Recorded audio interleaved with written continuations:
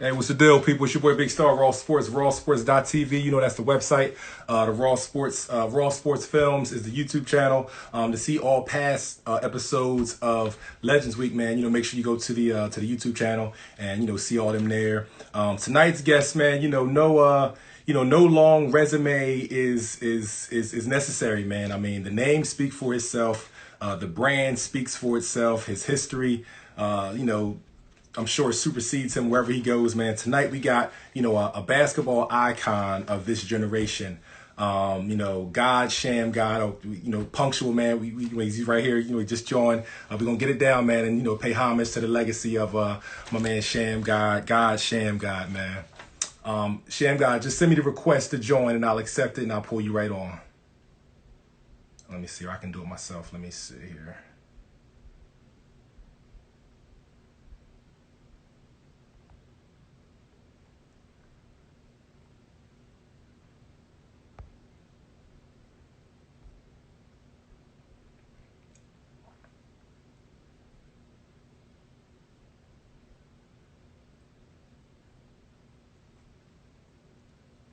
All right, I see my guy here. Hey Sham, if you have the option to send me the request to join on your end, just send it to me because I just tried to look in manually and pull you on. I don't see the option there. Lennon, you know how we doing it, man. Constantly taking it to the next level, big dog. I appreciate you tuning in. Appreciate your support, man. Definitely got an icon on tonight. God, Sham God, man. Let me see. Hey, Sham God, if you're watching, send me the request to join if you can on your end. I'm going to see if I can manually pull you on the screen here now, like I should be able to. Give me 1 second.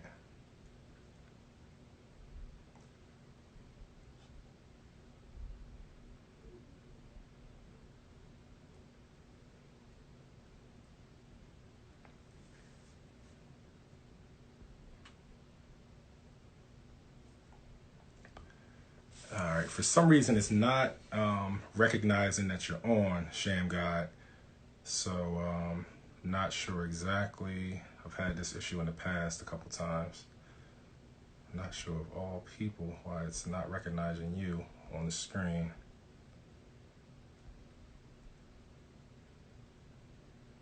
Anyway, we definitely, I've had technical issues with Instagram, tons of times in the past. So we're definitely going to get my man on here within a few seconds, hopefully. Let me see here.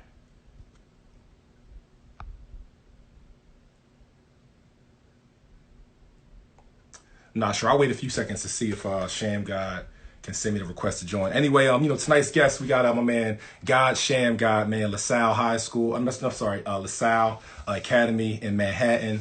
Played at Providence, man. McDonald's All-American.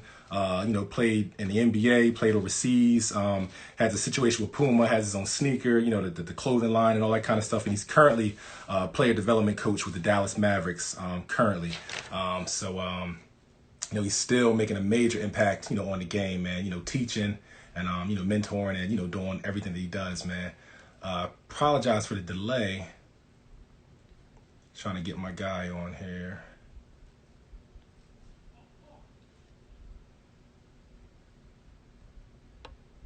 All right, I'm not sure. Hey, Sham God, if you can see and hear me, I can't. For some reason, it's not letting me manually pull you on the screen. So I may need to just start. All right, there we go. I knew it was gonna work sooner or later. All right, here we go.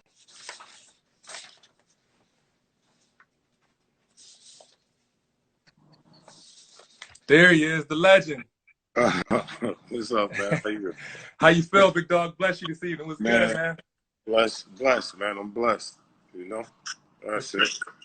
Just blessings, man. My screen is probably foggy. Yeah, it's a little bit. We good money though. It's raw sports, man. We gonna do it however we gotta do it, man. Nah, definitely. I dig it. I appreciate you. Definitely. No doubt, man. Normally I run the resume, just kind of, give a, little introduction, but I feel like, none of that is necessary. Your name speaks for itself. It's iconic. It's synonymous with, with basketball around the globe. You know, your reputation is what it is, man. So, you know, we're just gonna get right to it, man. I just real quick just want to thank you for you know, your contribution. You know what I'm saying? It's not any other, I don't think it's any other way that I can say it besides just thank you for your contribution, and you're still contributing Man, I appreciate to it, the man. culture, man. For Like I sure, said, man. I And appreciate all the love, man. It's humbling, and you know, I'm just here to do my part, man. I know that's right. Well, here on Legends Week, man, I don't want to tarry too long because there's a lot of things I want to talk to you about. It's all about just, you know, paying homage and, you know, to individuals like yourself, man. Just, you know, the guys that laid the foundation. Obviously, it was a foundation laid prior to you, you know, Yes, you know, sir. the guys that inspired you. But, you know, Yep. once it was time for you to carry the torch, you know, you carried it well. And you left some, you know, some nuggets, you know, for guys to follow behind you, man. Some real good nuggets, man. So thanks for everything that you did for the culture and that you continue to do. And also this platform, you know, it's a lot of current like high school and college athletes that I deal with now. So Legends Week, man, it's all about education as well, letting these younger guys know, you know, who God Sham God is, your history, and everything you did for them, man. So that's what it's all about here on Legends Week, man. Man, like I said, I appreciate it. You know, I'm just, you know, humbled by all the love, and you know, I'm just, like I said, I'm just here to do my part. I'm just following my path, and that's all I can really say on that. You know, No doubt. it's all a blessing. No doubt. Well, hey, I start all my interviews. We're gonna play a quick game of it's called 10 random questions. I'm gonna just throw out 10 random things and just let me know the first thing that kind of comes to mind. And this is the only section where, you know, if you want to just say one word to describe it, or if you want to elaborate, it's totally up to you. Yeah. Your story. All right. So a few local players in the New York area that you looked up to that may have been a little bit older than you. Some guys that Man, inspired you. man, that's easy. Everybody know, like so. It's like a quick story. Like, you know, of course, most people know and don't know. Like, I was born in Brooklyn, and Okay. I lived in Brooklyn until I was like 9 years old, 8, 9 years old, and my father had got locked up. And when I was in Brooklyn, I used to just like fight and get in trouble because my father used to train boxers and stuff. Okay. And so I used to be like wrestling, karate, stuff like that. And when I moved to Harlem, my father got locked up when I was like probably 8 or 9, and then my mom took us to Harlem. And then when I moved to Harlem, I was fortunate enough to move on a block called 142nd Street and Lynx Avenue, which is called Crime Square. You know, it's one of those. Yeah, it's one of those blocks where it's like, you know, people ain't trying to walk past the block and all that. I mean, crime. I mean, Crime Square. I mean, that says it all. Yeah, yeah, a heck of a nickname for a neighborhood. Yeah, so you know, the one thing was for me when I came from Brooklyn. Brooklyn was, you know, was on that, like known for fighting and being tough and stuff like that. When I moved to Harlem, you know, even though they had some of those elements, they also had the elements of just showing like black people in a positive light, like getting money, playing sports. That was the first time I seen like African Americans like really moving in the streets. Mm-hmm. You know, because, you know, in Brooklyn, I was raised like in my father's house. I was raised, you know, I was born into being a 5%er. Got you. You know, 5% nation. I got you. Yep. Yeah. So most people don't know, you know, between the nations and, you know, the gods. You know, the gods. I get it. I'm from the era. So, yeah. So you know, we're the poor righteous teachers and stuff like that. So Brand Nubian. Yeah. Sure. So when I grew up, you know, in the beginning, you know, I used to be at the dinner table and I had to read my homework, read books, stuff like that. I was kind of like in the same way, like when you see like Tupac's in movies, like reading a lot of books and stuff like that. So I was raised into like knowledge of self and, you know, and had those lessons, you know, and so long story short, when I moved to Harlem, I got up there, it was like fast paced. It was, you know, dudes getting money. It was like women everywhere. That was the first place I've been where like people hung out all night. You know what I'm saying? You know what I'm saying? So, you know, when I was in Brooklyn, like if you hung out all night, it was trouble, you know. Yeah. But in Harlem, it was more like a party every night. And you ain't have to be in no clubs. Like you be on the block all day. So I was fortunate enough and blessed enough that like God has always like blessed me with good people in my life, you know. So I give everything to the people that surrounded me. So when I moved to that block, and the neighborhood kids that was my age was Mace, Cameron, Wow. Loon, God Bless the Dead, Ali Mo, Black Widow. Wait a minute. You had legends on your block, dog. Yeah, yeah. So it's like, so it's Big L. You know, my man Gary Saunders. These are young legends, you know. Yeah. So, Just young boys in the neighborhood, though. yeah, so these are like just the boys, you know, in the neighborhood. My man Ziggy, Melvin McKee, Woods, you know. So I grew up around like with these people, and then these, you know, they became, you know, my close friends to this day. So up until that point, I've never seen basketball in my life. Like, you gotta understand, when I was 9 years old, I've never seen a basketball game in my life. Okay. You know what I'm saying? So I went to a school called PS 92, and when I went to PS 92, one day I went to the lunchroom, and Mace was in there with this other guy, God Bless the Dead, named Chief, and they was like on one knee, dribbling between the legs, like in front of the whole lunchroom. You know, that was like exhibition or something. Yeah, so that was like a thing to do. So when I got up there, Mace is like the first basketball player I saw. You know what I'm saying? Word, Mace. Yeah, Mace. Yeah, so it's like, so it's like crazy, right? So then one of my teachers was like, yeah, you know, y'all be thinking Mace be playing around, but Mace smart and he's good in basketball. You know, you need to be around him. So it's funny because like Mace is the first person to introduce me to basketball. Wow, that's history right there. That's dope. Yeah, so you know, oh, shout out to my man Wayne Fletcher, Coach Fletcher. Yeah, Coach Wayne Fletcher. That's my guy too. That's from a small world. Yeah, 40. You know, Fletch is day one. Like that's day one. That's day one. World. Yeah, that's day one. That's family. Like yeah, Fletch. He you know, me and him in the same part of PA, almost about like 15, 20 minutes. Yeah, that's my guy. He knew me before all the dribbling and all that. So that's my guy. So good money. So Mason was like, well, you know, we're about to go watch this game. Mm-hmm. And I'm like, a game? I'm like, what are you talking about? He's like, yo, it's this game in 55th Street, this and that. And I'm like, what? What is that? So they took me to the park, which everybody knows is Record Park. Got you. So I got in Record Park. I sat in a tree, like this, like one of these big trees with the big log stuff. So I sat in the tree because the park was packed. Yes. So you gotta understand where I'm coming from. I'm coming from Brooklyn, where dudes is in the house at 10 o'clock. Because if you outside, it get real fast. For sure, you know, for sure. Brooklyn's still on that. It get real fast. So when I came to Harlem, that's the mindset I was on. You know, because I'm just out here roughing it. So, make a long story short, I happened to go. The game I went to, it was an All-Star game.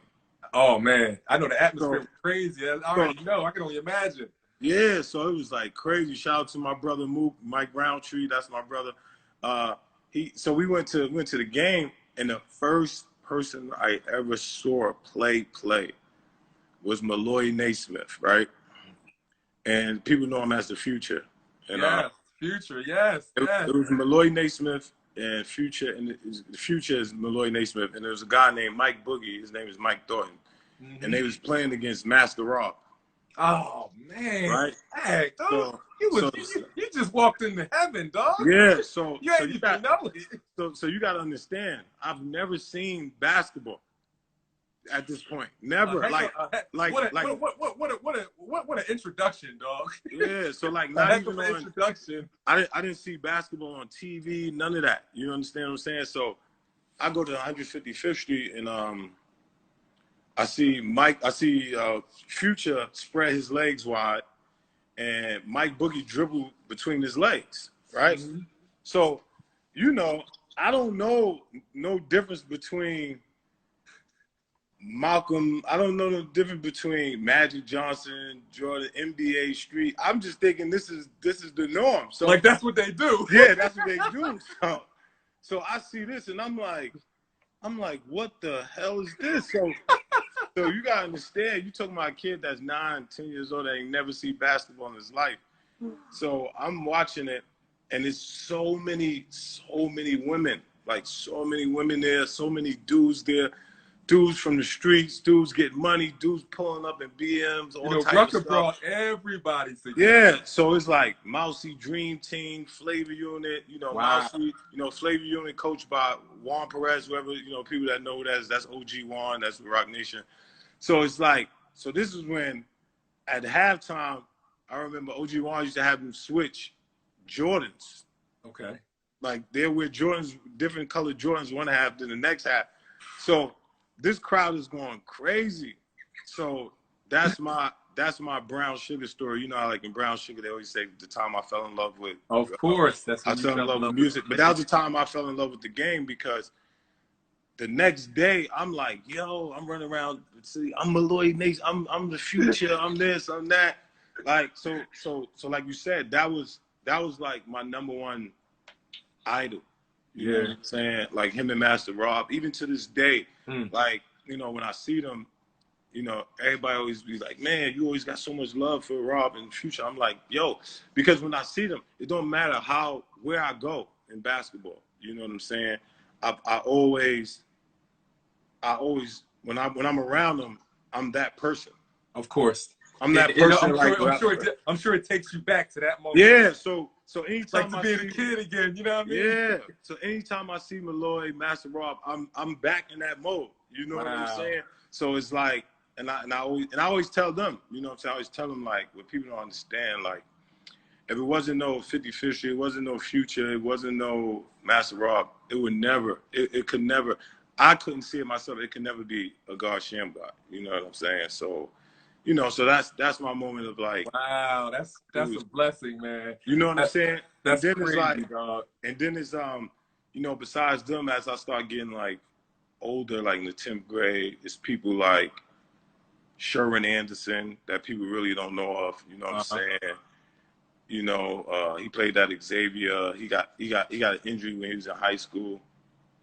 Even to this day, he's probably the best dribbler I've ever seen in my life. Like, wow. You know what I'm saying? What's his name? I'm gonna write that down and look him up. His name is Sherwin Anderson. Sherwin Anderson. Yeah, Sherwin Anderson. You know, it was just, he was just, you know, when I first saw him play, I thought he was like Kenny Anderson's brother. Like that's how much, because I was in love with Kenny Anderson and Sherwin Anderson, and then I saw in the same tournament I saw Booger Smith. Booger Smith. Yeah. Yep, so like these are the people that like excited me, that like flipped that fuse. You know, even like I said, even when I first got on the team, like God bless the dad, Ali Mo, Black Widow was like a superhero to me. You know, skip to my little Rafe. Rafe was like the superhero, and these people that's probably like 1 year older than me. But like I said, at 9 and 10 years old, I didn't play ball. They already was playing basketball. Gotcha. So even when I met Cam was super nice in basketball. Oh, you know Cameron? Yeah, Cameron was super nice. Like Mace, yeah, like Mace was good. Cameron was super nice. Hey, tell me about that. Stay there for a second. Tell me about Cam's ball game, man. I ain't know that. Man, yo, I'm not even gonna hold you. From like 10 to like 16, man. You close your eyes, you thought Cam was going pro, man. For real. Shout out to Jalen. I gotta find Cam. I gotta get Cam on Legends Week. We gotta talk. Yo, I had no idea that Killer Cam was snatching ankles. Yeah, man. Shout out to my nephew Jalen. That's Malloy's son, future son. I always want him to know how big part his father played in my life. But yo, from like 10 to 16, God bless his dad. It was Cam was nice. My man Huddy Six was nice. Everybody know Huddy Six, Huddy Kong, you know, passed away. But it was him, Ali Mo, God bless the dead, Gary Saunders, Rafe, and it was a kid named Lance that lived like I lived on 142nd Street. He lived on 145th Street. And he had the meanest jumper, left-hand kid. It was nice. I mean, and lefties is always pretty, man. Yeah, like these dudes is like superheroes. You know what I'm saying? That's crazy. Wayne was nice. Wayne was balling. Him and his brother Norris, the Fletcher brothers, they was nice. And then the last but not least, the other person I looked up to was Jerry Mccullough. Okay. A lot of people know Jerry Mccullough. Jerry Mccullough was like the best kid in the neighborhood. He went to Rice High School, played at Pittsburgh. Monster, just straight monster. You know, and then you know, you had my brother on last week. He was murdering when I was young and old. Kareem Reed. Kareem was my guy, man. Like when people, I enjoyed that interview for sure. You know what's funny? You know what's funny about Reem is like what people don't understand, and Reem probably never said it, but like even me being in the NBA now, Kareem is the first person I ever saw in my life do the Euro step. That was his Wow. favorite move. That was his favorite Wow. move back then. So when people be like Euro step, I'm like, what? I'm like, man, Kareem was doing that at 10 and 11. No doubt. That was his Getting go-to around move. people. Because he's always fake like he passing to somebody, step that way and step Exactly. that way. Yeah. So that was his move. So you know, it's like, so you gotta understand that was like Harlem was like a whole different world to me, and then it just opened up. And then, like I said, you know, coming from Brooklyn and like, you know, having knowledge of self and, you know, learning my lessons from my father and stuff like that, I was already disciplined. So I understand. Yep. So it took nothing for me to grab onto something because, you know, I was already disciplined. You know what I'm saying? I don't party, I don't smoke, I don't drink, like even now. So I've always been disciplined. So at that point, I was nutso. I was nutso in the neighborhood. Like people don't understand. Like Wayne and them would tell you, like Mason used to go to parties and stuff. It'd be raining. I'm in the park practicing. Wow. They walk past the park laughing, come back from the party. I'm still in the park. They laughing. You know, I'm the nutso guy. I'm out there just dribbling. Cause like I said, I didn't know how to play. So everybody used to always ask me to play because I was always around basketball players and stuff. I only knew how to play defense. Gotcha. And so I used to sneak in the park at night and just practice. Like I used to talk junk during the day, but never play. And then sneak in the park and work on my game until I was able. Yo, that's legendary right there. Yeah, that's crazy. Man. Yeah, hey, man. real quick, what I mean, obviously you have an iconic name, like, you know, Shammgod. That's a cool name, and it's a cool basketball name. You know what I'm saying? Yeah. But, like, besides you just having a cool name and people just calling you your name, like Shammgod. Yeah. Like, did you have any other nicknames coming up hooping, or no? They just always called you Shammgod. Nah. So what happened was when I was young, just to backtrack a little bit, when I was young and like when my pops went to jail, you know, I felt the way. You know what I'm saying? I felt the way, like, man, he left us, whatever, like he didn't have to do this or whatever. You know, just being young. So then when I moved to Harlem and I enrolled in school, I was like, man, I'm not representing that. I'm representing my mom's. Like my mom's holding it down, whatever. So I understand. You know, my pops and moms wasn't married. So okay. my mom's last name always was Wells. So you were Shammgod Wells. Yeah. So when I went to school, when I was in school, I just signed my name, Shammgod Wells. Because when I was in Brooklyn, you know, I used to, you know, teachers would be funny about calling me God and all that. And then, like I said, I was young, so even though I was learning all my lessons and things like that, I really didn't understand. Mm-hmm. I just knew, you know, I was proud to be a black man, things like that, you know, the basic stuff, you know, but I haven't like dialed in at that point. So when I got to Harlem, I was just like, man, you know, people don't want to call me God anyway. So I'm just saying Shammgod and put Wells, whatever. Mm-hmm. So, you know, so every time I introduce myself, I will always say Shammgod. Okay. You know what I'm saying? So that's, I just wanted to say that because that's the whole myth when people are like, yo, did he change his name? No, like my father's name is God Shammgod. Like, got you. You know, even when I was in school and I would say Shammgod Wells, my brother used my brother kept his name the same, Prince Asiatic Shammgod. My sister's name is Shamquana Shammgod. Okay. But at that point, I was nobody, so nobody never really paid attention to it. Like, I understand, yeah. Why is his name Wells and his brother's name Shammgod? Guys, people ain't even pay that much attention. Yeah, they're not paying attention because, you know, at this point, I'm regular. I'm not doing nothing. You know what I'm saying? Yeah. So what, you know, what my name means is Savior to thyself, one who's worthy of greatness. You know what I'm saying? So, you know, so I take pride in that. You know what I'm saying? And, you know, I take pride in, you know, 120, my lessons and everything. I take pride in who I am. So, you know, even it probably even wouldn't have changed, but when I went to, we could go back, but when I went to Providence College, they was like, you have to change your name to Wells or you have to use your birth name. Okay. So that's why when I got to Providence, it went to God Shammgod. Oh, I got you. Know because in LaSalle, I always used Shammgod Wells. But when I got to Providence, that's when everybody was like, yo, did he change his name? The whole thing was they wanted me to pay $500 for me to change my name to Shammgod Wells. Wow. And at that point, I was like, I'm not doing that. Like I was instead like, of just being able to use it I was like, interchangeably, you know I what I'm was, saying? yeah, I was like, Change, yeah.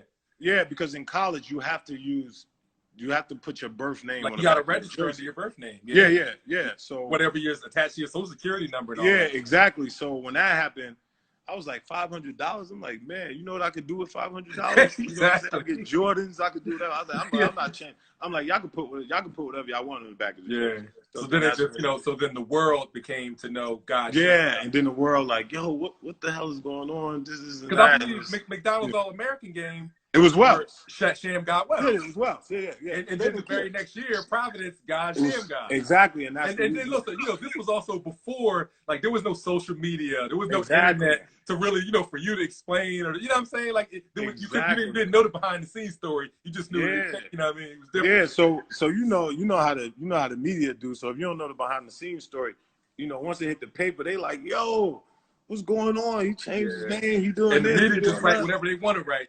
Yeah, but like I said, everything happened for a reason. Everything was blessed, No doubt. Hey, question. Another 10 random question. From your basketball experience, you've been around the best. You are one of the best. You've been around the best. You've seen a lot of good basketball.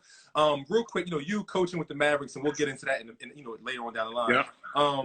But Luka Doncic, man, from your basketball experience, put in perspective how good he is as a 21-year-old, man. Who, Luka the Don? Yeah, Luka the Don, man. Like, from everything that you've seen around the world, man. At 21 years of age, put his skills in perspective, bro. Luka is a special player, and not only because of his skills. Luka is a fan of basketball. Mm-hmm. So Luka is a person that's like, he listens to whatever advice you give him. He take direction good. Mm-hmm. And besides that, he's already a great player. Gotcha. You got to understand, you're talking about somebody that at 20 years old, 21 now, he averaged 30 points, 10 assists, 10 rebounds. You understand what I'm saying? So, yeah. So at the highest level. Yeah. And for us, the people that's at the Mavs, and this year I guess people seen it in the playoffs. That's like normal. That's not even like breaking the sweat. That's not even like, you understand what I'm saying? So it's like, like for him, the sky's the limit. The one thing that he got that the great players all have, whether it's LeBron, whether it's KD, whether it's James Harden, whether it's Allen Iverson, he loves to play basketball. Mm-hmm. So, he will play one-on-one every day. We be in the gym playing one-on-one, different things. It's just little stuff that I help him with that for him, they become big stuff. Uh-huh. You understand? Like, as far as like changing direction, changing speeds, mm-hmm. make your slow fast. I got you. Yep. So so it's like when people see him play, they're like, man, he's so slow. I don't know how you get there. But people don't understand. Like Luka's 6'8", legit 6'8", 240, 245. And my job is just to make the game easier for him and like just help with angles, like different angles on the court. It's kind of like when you watch Steve Nash used to play, he used to get to the rim. Yeah. Be like, how did he get to the rim? Yeah. So Luka has that same imagination and that same, type of game. And, and the one thing he does great that I did was like he pick up on stuff visually a lot. Yeah. So it's a lot of stuff we go visually, one-on-one, do different things. And then the next day he'll be doing it in the game. Got you. That's dope, man. Another one. If you played professionally overseas, you were in the NBA, then you went overseas. Of all the countries you played in overseas, if you could have picked one of those countries to be home, which one would it have been? For me, Dubai. Dubai? Wow. Like I love Dubai. Like Dubai is like amazing. Like anybody that ever been to Dubai would say the same thing. Like Dubai is like amazing, bro. Like, cause Dubai is like Vegas, New York, Miami, all in one. Wow. You know what I'm saying? And then at the same time, you have the culture of, the way that all the stuff that the country got to offer you. You know what I'm saying? As far as like black sand beaches, you know, camels, you know, everybody's mostly wealthy over there, you know, and you know, it's not the part of Saudi Arabia like where a lot of things happen at, you know, it's more open Uh-huh. to the world and stuff like that. So yeah, I would say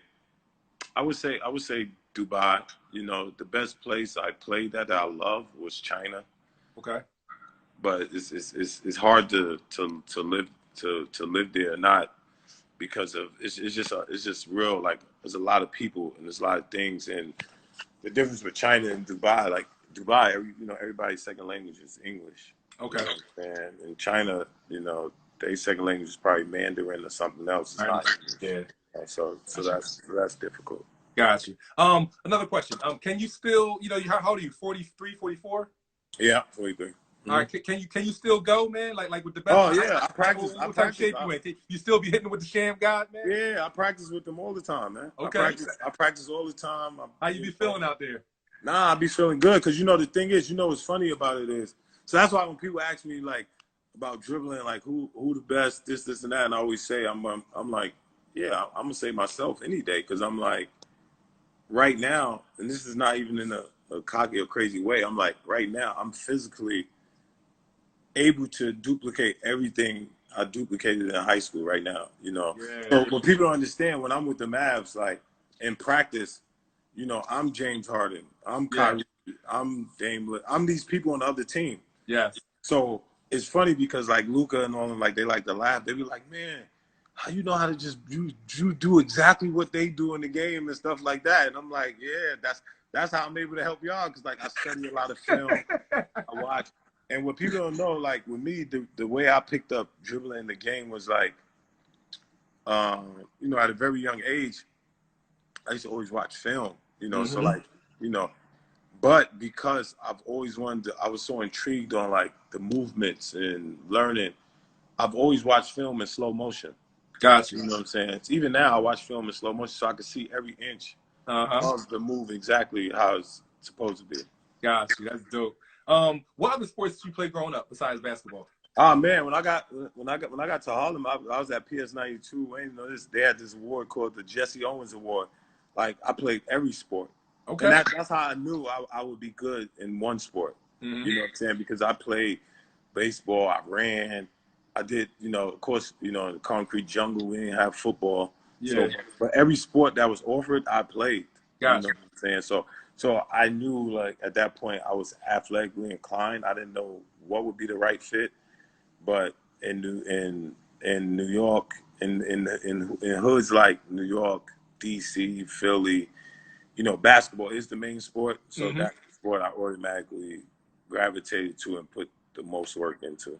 No doubt. And people don't realize, the younger generation may not know that you played with, another legend in high school. I'm not sure, of many, but Meta World Peace, Ron Artest. Was he a great defender in high school as well? Man, nah, let me stop. Ron always was. It's funny. Ron played exactly how he played in the NBA. Okay. He was more raw. Yeah. He was more raw, and I was more of the, leader and help guide him. I was more of his big brother. Gotcha.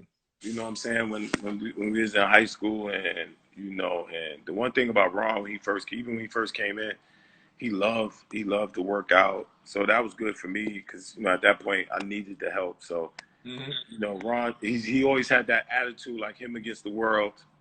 You know what I'm saying? My coach used to always laugh and be like, Sham, you're the only one that could talk to him. You're the only one that could talk to him. Because at that point, he looked up to me. And still, even now, to this day, he's still my little brother. You know what I'm saying? We kick it. It's mad love for each other, his family, my family, so 100%. That's what's up. So I knew he was going to be all right once he got stronger and bigger because Ron always didn't care about point guards and stuff like that. Got you. That was always a quality he had. Yeah. That's what's up.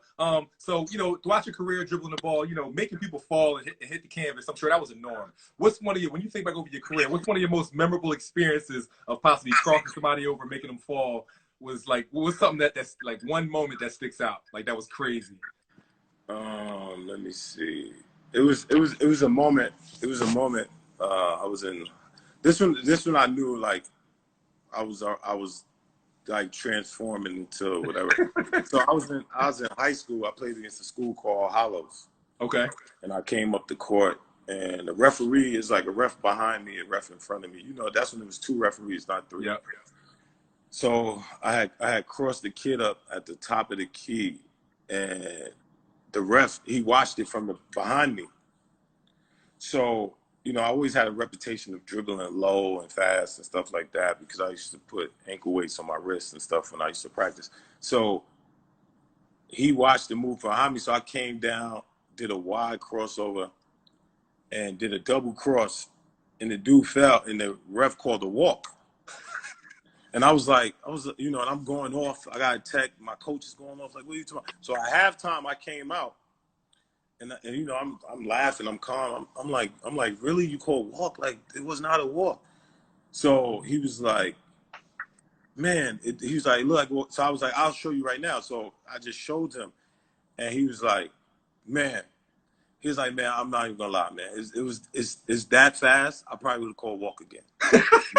And then from then on, it was like everybody started noticing more and more and more and more and more. Like, yeah, that's crazy.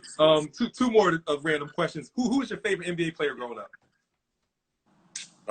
Kevin Johnson. When I first started watching basketball, Kevin Johnson was like everything to me. I don't even know why, but he was like, I mean, I know why, he was nice, but I'm just saying, I don't even know. I think that was like the first game I saw on TV. It was a Phoenix game. Okay. And he was just killing. And from that day on, I just loved him. Like, loved him. And then I remember even when I met him, I was just like so overwhelmed. No doubt. Yeah. That's what's up. Lastly, let's go back to 95. You class of 95, right? Yep. I'm class of 95 myself as well. So go back to 95, you know, you guys are coming out, the best class ever, dog, for sure. By far, dog. Okay. So y'all coming out the locker room in 95, you know, for a big game Friday night. What song is playing? What song would y'all have had playing back then? For me in 95, I was playing 112. Because you got to understand, for me, you know, 112 is different because, you know, like, in the era I grew up in, New York was like running everything. No doubt. You know, like New York was like one in basketball, one in music, one in everything. So you gotta understand, like, fashion, everything. Yeah, so you gotta understand at that time, like, you know, going into that time, that's when like Mace and Cam, Big L, you know, all of them start getting like known for rapping and things like that. So it was like, you know, so I'm listening to all type of bad boy music. I'm listening to my favorite artist at that time for me was Tupac. Like, and to this day, that's probably my all-time favorite artist. So anything Tupac was putting out, Dear Mama, all that stuff, like that's what I was bumping every day. You know, for sure. So, you know. Hey, real quick, I want to shout out another legend who I had on Legends Week, my man John Lennon, a fellow, you know. Oh, yeah, got John Lennon on here, my guy. Yeah. You know, John, my guy. You know, I remember John visit Providence. That's right. I was like, I'm out of here. That's right. Hey, so want to get into your story, man. You know, you've already you've already got into telling your story. So normally I would just have the guests just kind of start from the very beginning, and you know, from where you're from, and just kind of take us from there, telling your story. But you already did that. So I think regarding your story, you talked about, you know, Brooklyn, the transition to Harlem, your introduction to the game, your love of the game. So pick up from there. Talk about, you know, just being a young guy, and just, you know, continue to tell your story from there. And I'll just I need to. So when I went to so like I said, I really didn't start getting good till I was like 13, 14 or whatever. So then so prior to that, it's just you in the, you know, working out late night by yourself, talking trash in the daytime. Yeah. Talking trash in the daytime, Sneaker Park. Shout out to my boy Sean Colson. Yes, Sean Colson, my guy. So so up until that point, I didn't really get serious in basketball till I got to like junior high school. So I went to school called PS 275, and my PE teacher, I'm in the gym doing all these tricks and stuff, and then my PE teacher is like, what are you doing? Like, what are you doing? So I turn around. I'm like, what? Shut up, old man. Like, you don't know what you're talking about. Like, you know what I'm saying? You know, and I'm saying all this other stuff. Shout out to Ittihad Club in Saudi Arabia. So Oh, no doubt. That's what's up. yeah. So I'm talking trash, and So just not respecting the OG, whoever you yeah, were talking yeah, to. yeah. I'm just not respecting. So this is how crazy life is. So, and this is what I mean about like when I say like God put me on this path because the people He put in my life at the times was so crazy. So I'm telling the old dude, I'm like, man, you don't know what you're talking about, whatever, whatever. And he's like, that ain't the way to play basketball. I'm like, whatever.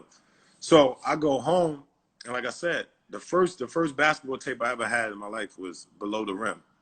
Okay. And it was like Magic Johnson, Tim Hardaway, Jason Kidd, it was just all these players. But then in the middle of the tape, it goes to old school. Okay. So it was showing Pistol Pete Maravich, Tiny Archibald, Monroe, all these people. Yeah. So in the middle of the tape, like I told you, I used to watch these tapes like slow motion all the time. So I'm watching the tape and I'm like, man, this dude looked like my PE teacher. So I'm like, wait a minute, what? So I'm like, yo, this guy looks just like my PE teacher, right? Yo, this is crazy. Yeah. So like, but at this time, you know, when you young, you know, it's just like the young kids think now. Everybody in the NBA rich. Yeah. So I'm saying to myself when I'm watching this tape, I'm like, there's no way this is my PE teacher because you know, if he played in the NBA, he got money. Yeah, you're supposed to be outliving the life forever in our mind. Yeah. So this is in my mind. I'm thinking like this. So I go back. Like you don't come back to being normal again. Yeah. So that's how I'm thinking. So I go back to school and I'm like, I'm looking like so the whole week I'm just looking at him like trying to figure it out. Yeah, I'm like, nah, this ain't him, whatever. So at the end of the week, I'm playing one-on-one with somebody, and he comes over there, and he said the same thing again. And I'm like, I said, did you play in the NBA? And he was like, yeah. And I was like, man, why you didn't tell me you played in the NBA, this and that? And he was like, man, you kids think y'all know everything, whatever. So, you know, so then of course, you know, I'm like locked in now. Like, yeah. So then I was asking him about basketball. And for the viewers, just for clarification, and who was it actually? Tiny Archibald. For people that don't know, he's the only person that led the NBA in scoring and assists. Top 50 player ever in the NBA. He's a point guard from the Bronx, New York. Tiny Archibald was your gym teacher. Yeah. So what made it so crazy? Man. Yeah. So what made it so crazy? So what made it so crazy? He was saying, he was like, if you want to mean something to a team, the best thing you need to do is learn how to dribble because you will always be an asset to a team. Yep. So from that day forth, I just went hard. When I say hard in practicing, I went hard. Like I'm sure from that point, everything that he said, you just hung on to it. You know what I mean? Yeah. So from that day forth, I was going like 8 hours a day. Hold on for a minute. Yeah. Yep. Take your time. Now I had to take the screen protector also because my joint was looking crazy for me. Oh yeah, my joint was cracked up one time, and I was scared to take the screen protector off because I thought it was all going to shatter out and so I could dig it.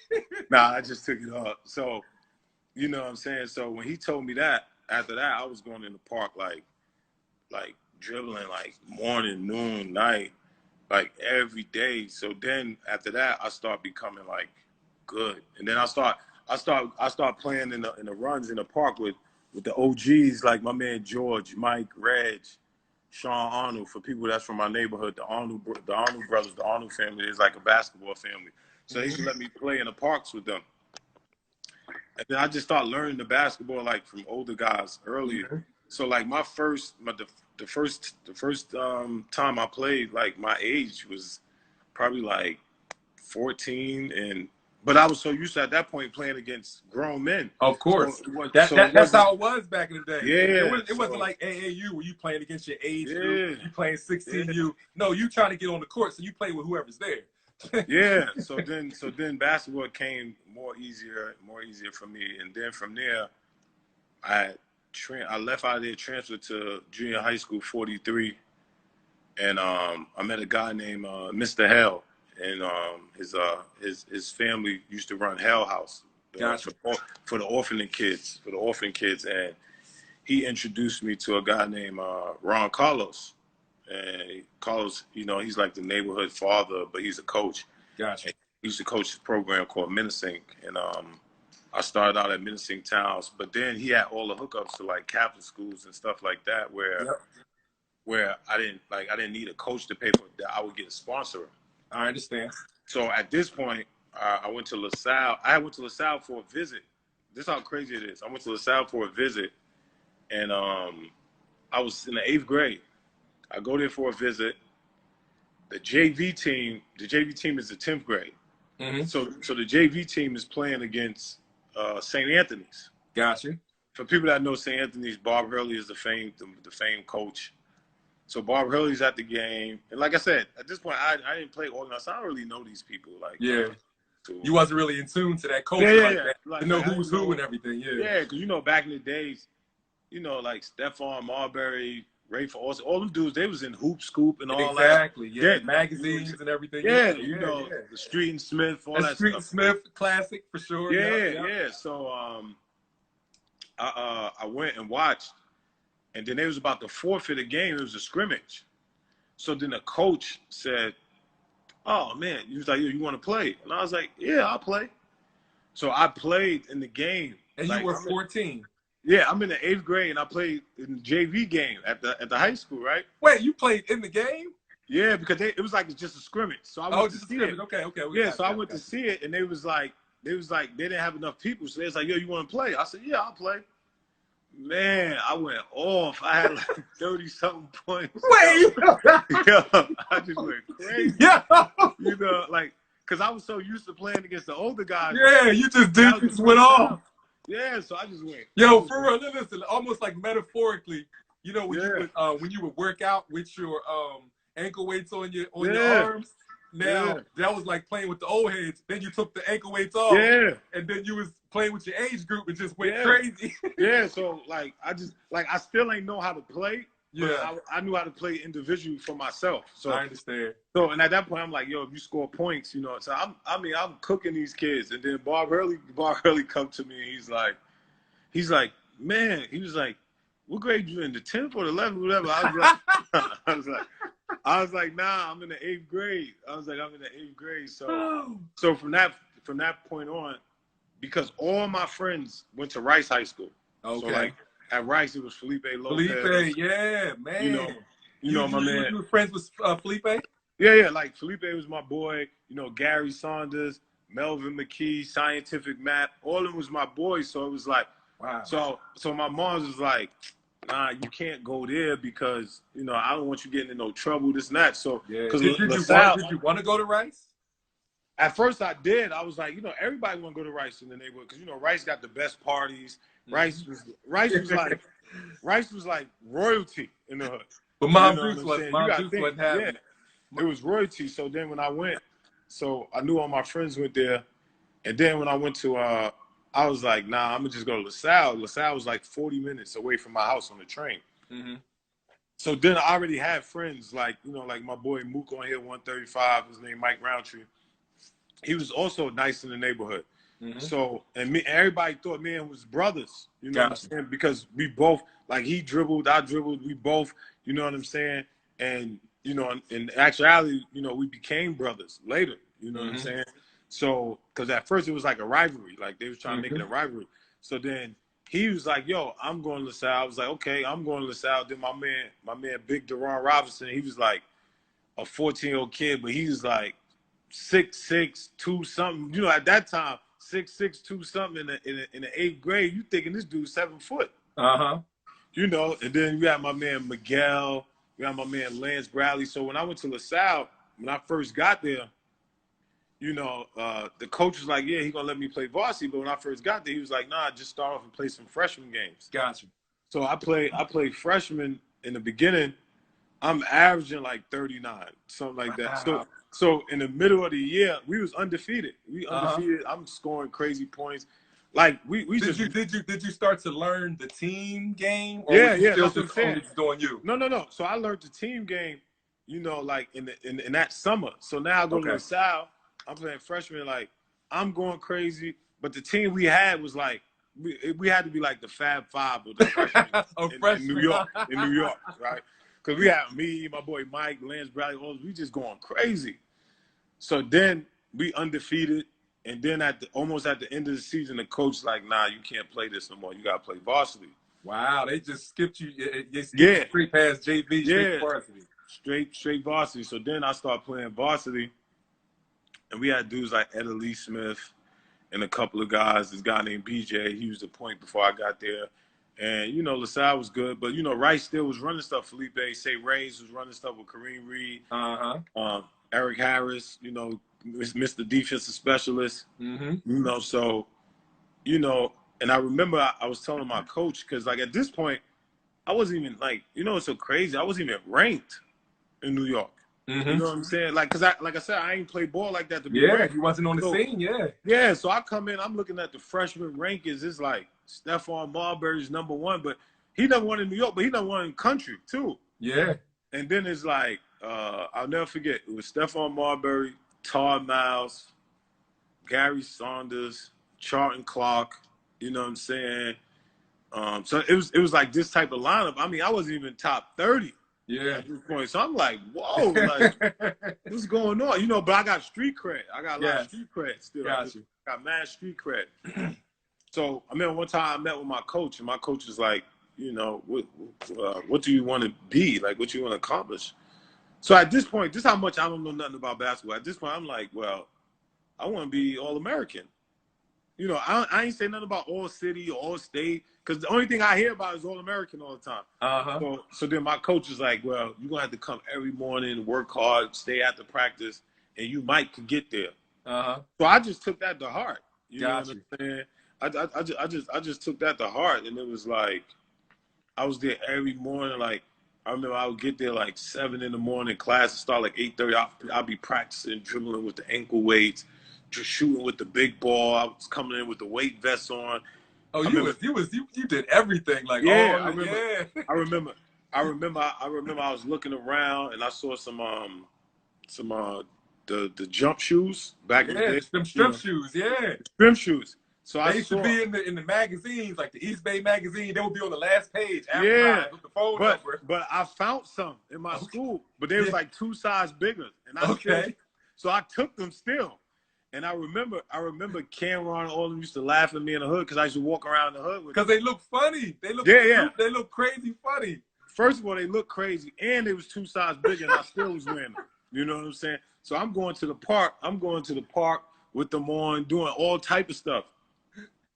So of course, you know, if you play varsity from freshman year to senior year, of course you get better and better. And then at this time, I'm playing 136th Street tournament. That was like a tournament like Baby 55th, like Baby Entertainment. So I'm learning from there, and then I start playing with Mousy Dream Team. He brought me to 55th, and they was calling me the freshman. I was like in the 9th grade. Okay. And that's the first time I played 55th. And that was like the beginning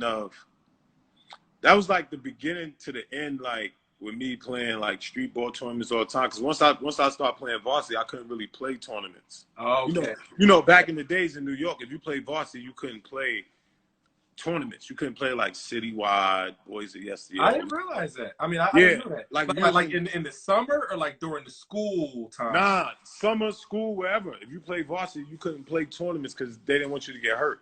Wow, I didn't realize that. You know what I'm saying? Yeah. So once that happened, I just slowed down completely. You know what I'm saying? So is it, you know how have now, like, you know, now high school, it's like college. So where your high school, they may be doing some stuff in the summer, high school related. So they want to like keep you with that. So so now it's better because, like you said, now high schools take tournaments and put them in. They put the team in tournaments to play other stuff. You know what I'm saying? So I didn't have that. So then after I start, you know, like I said, I started getting better and better. And then the one thing that was good because my coach was the commissioner. Bill Aber, he was the commissioner of 5-star. Oh wow! So he was connected. So I had to go to 5-star every year. You You know what I'm saying? So of course, me going to 5-star every year back then, five-star for people that don't know, 5-star was like a skills camp. Exactly. Yep. Because you had stations, you had rebounding stations, dribbling stations, shooting stations. So you got to think. I was going to probably like three to 4 sessions every year. Yeah. You understand what I'm saying? So of course you naturally, and then I work hard, so you naturally get better. That was right up your alley. Yeah. So I'm always getting better. You know, and it was different back then. It wasn't like now where you got, you know, kids coaching the coach. You know what I'm saying? So it's like how I feel now, like me being at the Mavs and all the people I trained in the NBA and stuff like that. I feel I've been blessed enough to be in a situation where the most probably all the people I've trained have always like just listened. They wasn't like lawyers, you know, like you know, you got a lot of kids now, they like lawyers. Yeah. You know, and you tell them something, they tell you, they always give you a rebuttal of why something be different. Yeah. You know what I'm saying? So I'm like, so in my era, we used to come up when coach told you something, you just checked in and soak it up. Yeah, you soak it up. Yeah, you just did what they said, and they just did what they said and went with it. So you know, as I'm getting better and better, and then, like I said, kind of like you gotta think I'm playing against Kareem Reed, Rafe Austin, all these people, you know, growing up, Cameron, all these people in my neighborhood. So of course, naturally, I'm getting better. You know, I'm getting better and better.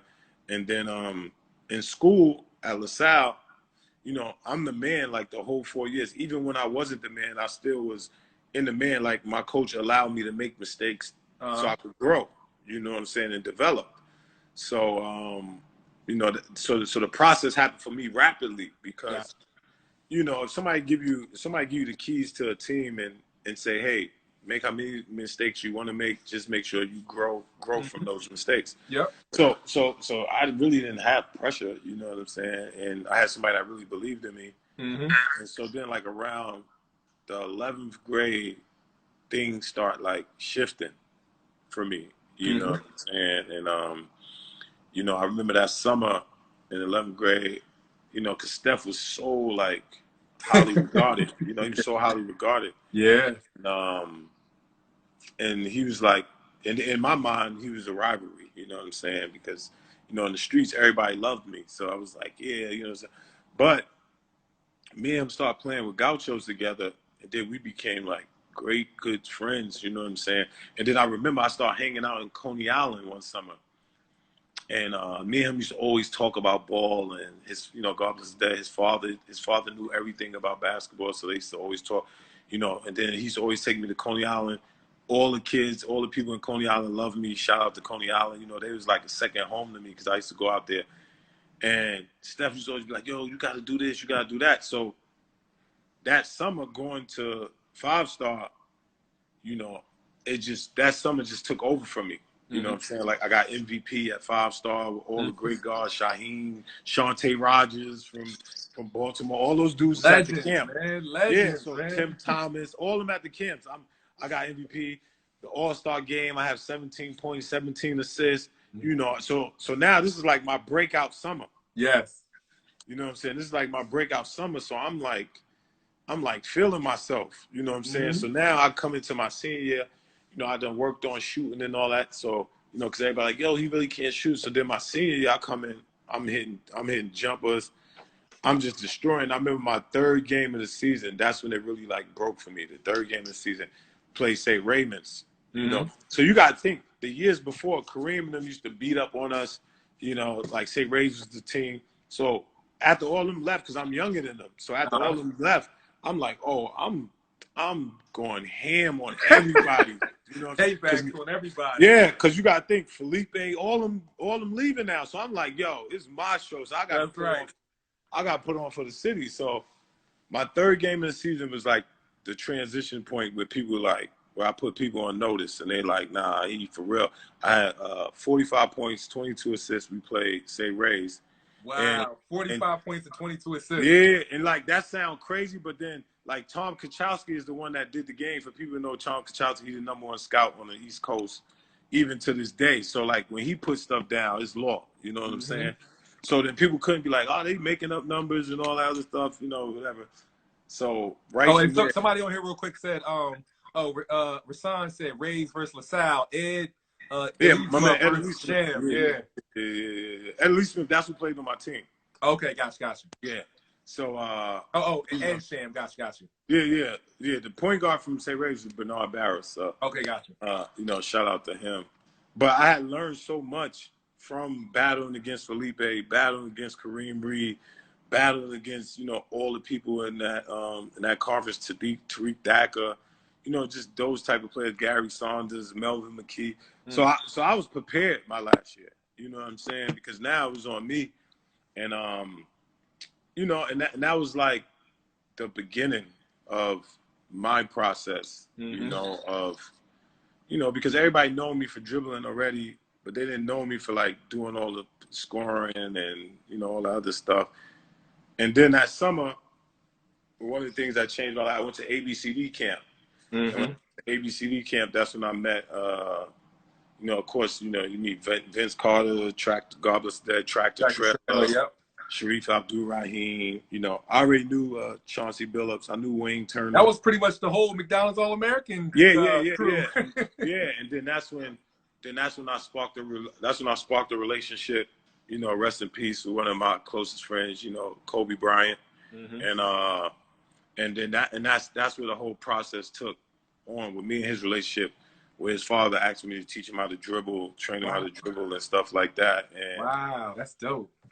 So from that point on, it was like, where I'm at now, it's like, I guess it's kind of like, yeah, I wish I, want to play in the NBA 20 years and all that stuff, but it's like, this the path God was putting me on from the start, because, of course, like, everybody I've been around, even people in our McDonald's All-American game and stuff like that, people just always be like, yo, can you show me this move? Can you show me that? Can you show me that? So it's funny how, like, things come full circle, what I'm saying?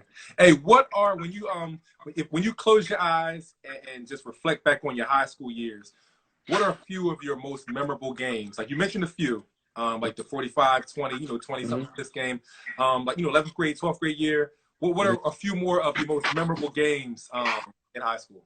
One of the most important memory games that people in New York remember, that's from my time. It was me and it was played Wheelchair Classic. There's a game called Wheelchair Classic that you have every year. It's a borough tournament. It's a borough game. So it's like Manhattan, Brooklyn, Queens, Bronx. And I remember the first game I played there. We had beat the Bronx. Brooklyn played Queens. Okay. Brooklyn beat Queens. So the matchup, that's dope, man. Like a borough tournament. That's crazy, man. So it's crazy because. Even it's so crazy because at that point, now I'm blowing up. So on the point guard of Brooklyn team is Stephon Marbury. And the point guard of Harlem team, Manhattan, is me. Yes. So now we come there, and I had just got announced. This is the first time two players from the same city, same state, at the same position got announced, played in the McDonald's All-American game. Gotcha. So, because like right before that, no two players at the same position played in the McDonald's All-American game. Gotcha. So now you got to think at the game is like Mike Krzyzewski, God Bless the Dead, Dean Smith, Jim Boeheim, everybody, and Pete Gillen from Providence, everybody. So it's me against Steph, and I'll never forget. Like, I think I had like 30. He had like 30. I got MVP. But I remember the first play of the game. Like the first play of the game, I'm guarding him. He come down. He took like probably like 2 steps over half. Shot the 3. So of course the crowd is like, yeah. Everybody get warmed up. Like, yeah, this is what we came to see. This is before Instagram, all that. Yeah. So everybody like, yeah, because, you got to think. Before that game happened, I got all my friends in Harlem like, yo, you going against Steph. People doubting me like, yo, nah, only my real friends like, nah, we ready. But yeah. People like, nah, you're not ready for that. You're not ready for that. You're not ready for that. So you got to think. So soon the game start, and then it wasn't just him. It was this kid, the other kid I was telling you about in the beginning. The other kid named Todd Miles. He was like a 6'5" point guard. and him and Steph look alike. Okay. So he, in the beginning when I was in 9th grade, he was the #2 point guard in the city. So I had just jumped him out of nowhere. So of course he already felt the way. You know, of course he felt some type of way. way. So they was like, so it's like, yo, we gonna get at him. So then at the game, like I said, Steph hit the jumper. I remember I got the ball and I dribbled up the court real low, like between my legs. I don't know if people on here know or remember Chris Smith that went to UConn. Okay. Because that's where I saw that. So I'm between my legs, dribbling up the court real low. Like and you did it in the McDonald's All-American game, right? Yeah, I did it in the McDonald's All-American game. And if you see like Steph was doing it, like other people was doing, because that was like the first ever signature move that people would be like, oh, it's the Sham God. Like I used to do that when I saw you in the McDonald's All-American game do that, you know, this was before, you know, games weren't being televised on high school. There was no YouTube or nothing like that. So we may have heard about you. I've seen, you know, read about you in like Steve Smith, all that kind of stuff. But I saw you in McDonald's All-American game. So you dribbling up the court low, dog, that blew my freaking mind. I was like, yo, he was like basically like crawling on the ground, dribbling the ball through his legs. I'm like, yo, that was unreal. So I asked that to you. You know what I'm saying? Yeah. So that was like, so that one right there was like, so I used to always do that so I could run at people real fast. And when they back up, I shoot the three. So, you know, like I said, at that summer, I worked on my jumper so much. So I'm dribbling up the court full speed, this and that. He backed up a little bit. I hit the three. So now the crowd on my way, like, yeah. So then I pick him up out of bounds. He come over half again. Same spot, same result. Another three. Boom. Yeah. So everybody like, I know the crowd went crazy. Yeah. So everybody start going crazy. I come down. I do a wide cross, and right up the cross, I hit a three. Boom. So now I'm like, yeah. So everybody. So we going back and forth. So we going back and forth. The crowd is going crazy. So, you know, at the end of the game, we won. You know what I'm saying? I got MVP. So that's when I like had arrived. You know what I'm saying? At that point. And then I played in the tournament where everybody see the clip from, because I know most of the people see the clip when they show me in high school playing. It's this tournament called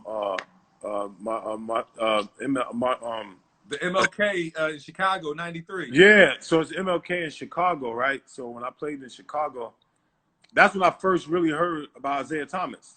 Okay. Like, the real Isaiah Thomas.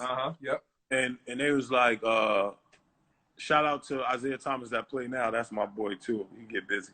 So I played in the tournament in Chicago, and you know, it was crazy because they was like New York versus, you know, Chicago, this and that. And we played against King. King High School is the #1 high school in the country. You know, they had big Rashawn Thomas and Griffin. That was they had the Twin Towers, the 7-footers. One was 7'4" and one was 7'1". Gotcha. And I mean, I destroyed that tournament. I broke Isaiah Thomas records and stuff. And it was so crazy because the coach actually tried to get me to move to Chicago. Wow. And I had thought about it. But like a month later, they was on TV and they got busted for a scandal. Okay. Wow. That's what like deteriorated. And it was like in that tournament, like the whole I remember we went out to like a house party after the game, and like the whole gangs loved me. Whoa. Like the gangs, everybody was yeah, you know what I'm saying? So it's like, but you know, it was stuff like that because we didn't have YouTube, Instagram, all that stuff. So it was all word of mouth, and you know what I'm saying? So everything was word of mouth with me. You know what I'm saying? So it's like, and those legendary stories travel fast. Yeah. You know, so you gotta understand, like, so that's why when people see it and people be like, yo, he get mad love. I'm like, because everywhere I went, I was in a place where I was getting busy, and you know, at that time, I was considered the first of my kind at that time. Yeah. Dribbling and stuff and like that. And you know, it was like this was before the N1 mixtapes and all that kind of stuff. So that's what I'm saying. So that's what I'm saying. So people saw, you know, crossovers and stuff like that. But you didn't see that high level flamboyancy mixed with real, like a regular game. Yeah, so it was like, so I just took what I saw in 55th from Future and all them, and I put it to my game, and I just did it in high school. So that was like the first time people actually saw it. So it's even like, I remember I played in the tournament, high school tournament in Philly, You know, because people always be like, "Oh, how you cool with so many Philly people?" I'm like, I remember I played against my man Sean Smith. His name is Sean Red Smith. Yeah, Red Smith. And was it at the Hill, at the Sunny Hill? Yeah, and it was like at Mccullough Hall at Temple. Yeah, and it was like that's the first time I met Rasheed Wallace. Yeah, and, you know, and see the thing about back in the days why I was so good, because the one thing you had in common, like real ballers respect real ballers, no matter where you're from. For sure. So if you got busy in somebody else's neighborhood, that was like your past. Yes, that was like your past. So you got to think, like, I'm coming to places like Philly. You know, Philly get busy. Philly like Brooklyn, tough, ready to go. They don't play. I'm in there getting busy. Sean Colson said that it was the Future Stars tournament at Sunny Hill. Yeah, Future Stars. So I'm getting busy in those type of tournaments. Crowd, you know, I'm talking my stuff, talking my smack, this and that. You know, me and Red getting into it at the time, but it's all mutual respect, all mutual love. You know what I'm saying? So then even after the game, I know we went to a party out there. Mm-hmm. I remember we almost got into something. And Rasheed Wallace came to get us out of there. You know what I'm saying? Like, nah, they good. Like, he good. Don't worry about it. He's good. There's some boy from out of town right here. Yeah. So that's the type of love at that point I was getting, because, you know, even though like Steph is probably arguably the best point guard that came out of New York and stuff like that, but it was totally different. I would like to say I was ushering in a new wave of thinking. You know what I'm saying? Because even though Steph was so high level, everybody that came after us, people wanted to play more like me, because like you said, all the flamboyantness, all the stuff that goes on now. You understand? Yep. So it's like one of those things where it's like, if you're the first at something, then it's like, you know, you always get the worst end of the stick. Yeah. Yeah. You know, in the end, you get what you're supposed to, but in the beginning, the first person always get, you know, of course, the short end of the stick, because it's new. So when something is new, people, not that people, because I never like to say hating. I never like to say coaches was hating on me and stuff like that. Older coaches, they just didn't understand. So when you don't understand something, you automatically push back. Exactly. Especially if you're a coach, you want to go with what you're familiar with, and you know what I'm saying? Yeah. You know, because it's so many dudes that was nice. Like, you know how many dudes from Philly? How many dudes from DC? How many dudes from Chicago? How many dudes from Detroit that look at the basketball, look at the NBA now and be like, man, if I was born in that era, I would be hooping. Yep. You know what I'm saying? Like my man Greg Jones from DC the Wizard, you know, people like that. Like, these dudes was nice. You know what I'm saying? These dudes were super nice, but it's like the game was so different. You know what I'm saying? So at that time, it wasn't, you know, like back in the days, like if you were shooting floaters and stuff, the coach would be like, "What? Sit down." You shooting fadeaways, sit down. But this is how we naturally played. Yes. And this is how all those dudes from Chicago, Philly, whatever, they played like that. But when you go to institutions was like, yo, that's not it. Yeah, exactly. Like, we can't have that. So now we fighting ourselves in our mind, like, okay, how do we be effective and still play and get run without the coach tripping or whatever. So that's basically like all that in a nutshell on that part. Curious, at what point did you realize McDonald's All-American was within your reach? And then, you know, tell me about that experience when you got selected, and then go into just telling me about the game and you know, how much you had there. You know, like I said, when I knew it was in my reach was because, like I said, I was like, at that point, I was like hood famous. I wasn't like Goop and all that. I was hood famous. But like I used to always, like I said, because like Stephon Marbury, like that's a friend. You know what I'm saying? Wayne Turner, I played against Wayne Turner in the 8th grade. So me and him that's a friend. You know what I'm saying? I knew Chauncey Billups, that's a friend. So it wasn't no knock on them, but I was just saying to myself, man, you mean to tell me? Because, you know, those are the top 3 guards. We was the 4 top guards for that McDonald's All-American game. And Lewis Butler. So at that point, you know, I'm hanging with Steph every day. It's not that, you know, I'm hating or looking. I'm just like, yo, how's he You mean to tell me he a million people better than me? Like Yeah. I can't settle for that. Like there's no way. There's no way. You know what I'm saying? Like, don't get me wrong. He deserved everything he got. But, Of course.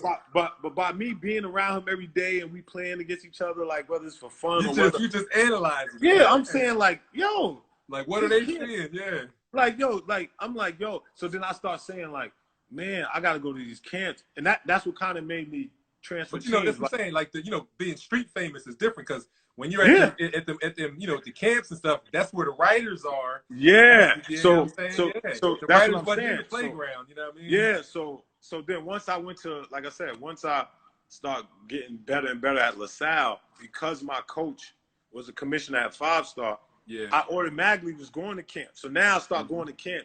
And then I start going to camps like St. John's Camp, Lucan Second. I'm scoring 55 points. I'm going over here. I'm having 30 points. Now, everybody talking about me like from other states, like young dudes. You know what I'm saying? Like dudes my age, like, yo, the kid SHAMMGOD. Yeah.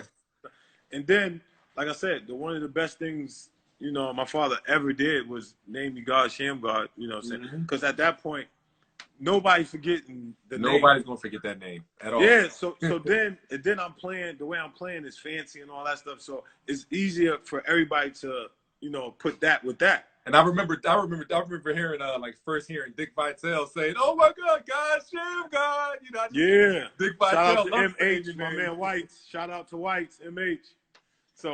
But I'm saying to myself, I'm like, at this point, I'm already like getting fame in the hood where I'm from, like, Harlem, things like that, you know what I'm saying? And then in the middle of that, I'm going back to Brooklyn here and there, and, start hanging out at Soul in the Hole and stuff, because my pops, I had stayed with my pops. My pops got out of jail. I stayed with him for a minute on 630 Gates Avenue. Shout out to everybody on Gates. So I started doing all that. But I just start going around playing, like, playing different tournaments, different places. And then, like I said, at that point, I'm like, nah, I know I should be able to play McDonald's or American game. And then after I went to 5-star and got MVP, that's when I was like, yo, if I don't make McDonald's, I'm getting jerked. Especially with all them, because you got to understand, like, Howard Garfinkel, rest in peace, was like, he ran the camp. He was the owner of the camp. So he was like a big person on the McDonald's and USA stuff. And everything, So when I got MVP, he's the first person that gave me the tag. He's the first person that was like, I've never seen nobody since Marcus Haynes dribble like him. Wow. And then he was like, no point guard ever had a better camp besides us. SHAMMGOD had the second best camp ever to Isaiah Thomas, the original Isaiah Thomas. Yeah. So that's when I knew, because you got to think, when I went to camps, I was going to camps with me, Steph, Shaheem Holloway, Shantae Rogers, Tim Thomas, all these guys. So for you to get MVP in a camp like that, something going on. Of course. And then automatically I felt different. Yeah. You know what I'm saying? So now my swag, this is before people said swag, my swag is on 1,000. I already know. So of course my senior year, I'm smashing. I'm averaging. We're number one. We was number one in the country at one time. I was averaging 37 points, 13 assists. Wow. You know what I'm saying? So at that point, that's crazy numbers, dog. Yeah. So at listen, that point, and this is '95, and then you're playing against great competition. You know exactly. What I'm saying? So this like is real. 35 points or 37 points a game is different. Depending on who you're playing against. You know what I'm saying? Yeah. So it's real. Then like this is like at the peak of like basketball is real everywhere. So then I get selected. So now we go to St. Louis. So we playing in St. Louis in the Arch. We go to the Arches and all that.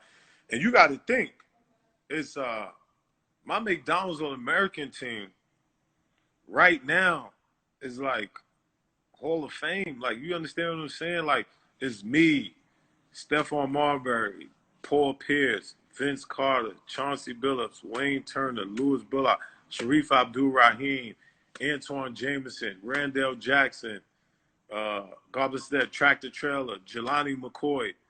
Like, you gotta understand. Ron Mercer, Chris Clapp, Sam Oakey. You know what I'm saying? So Ryan Robinson, you know what I'm saying?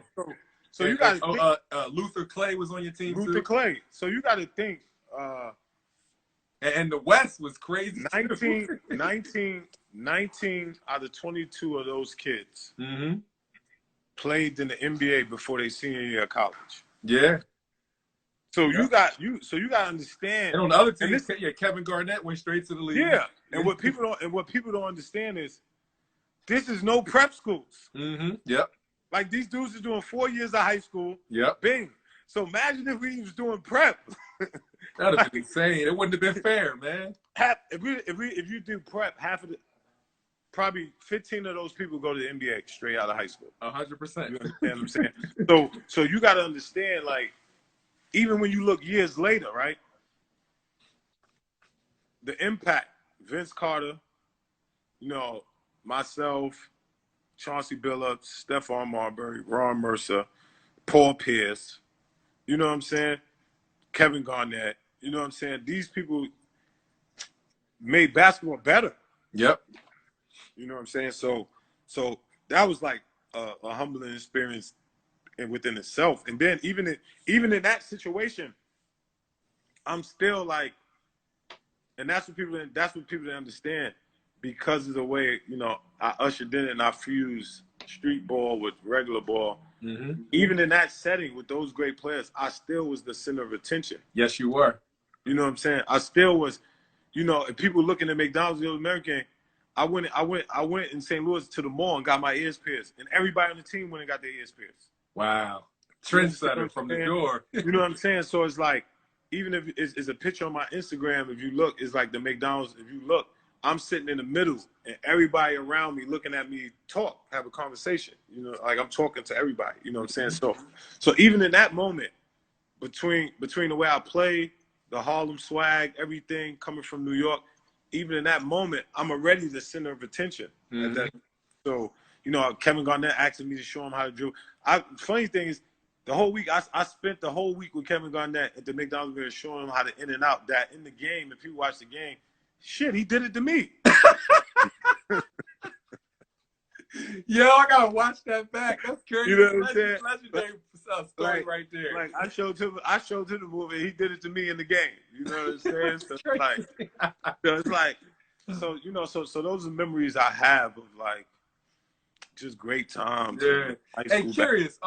Going back to with your gym teacher, the legendary, Tiny Archibald. Yeah. Did he ever come to any of your games in high school, or and kind of see what you had become? And did you? I'm gonna get to him right now. So yeah, because I would like to hear the tie-in of how. Yeah, so you gotta understand.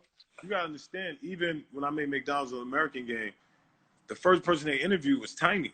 Oh, wait a minute, for real? Yeah, and Tiny was like, Tiny was like, SHAMGOD's the best point guard in New York City, period. I don't care. Like, and Tiny to this day is like family to me. Yeah. Then the crazy thing, if you fast forward, even when I went in the draft and I went to Chicago to play for pre-draft camp, Tiny was my coach. Word. That's how the whole how gym class and y'all just going. So that's how the special, universe, man. Yeah, because I'm like, for me, I'm one of them people like, man, like, if you did something in my life, bro, I don't care if it's small or big. To me, they matter the same. 100%. You know what I'm saying? And that's what people don't get. And it's like I was telling you earlier with Luka. Like, when people be like, oh, how you do this? How you help Luka with this and that? I'm like, it's so many small things that I show him or I say to him, and he make them bigger to the universe.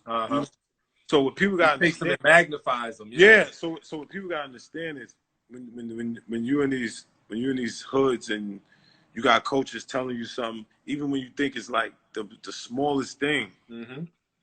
Because the one thing we all have talent. Yep. But it's the small things that make your talent go further than the next person's talent. And in the midst of a conversation, you might miss something that somebody gave you because you like, man, like I said, if I never saw the tape, I'd have missed on Tiny message. Yep.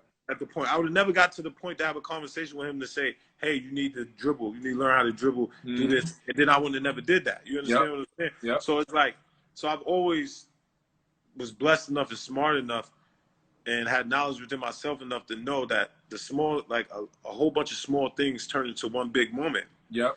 So that's what I harp on. I just stick to small moments.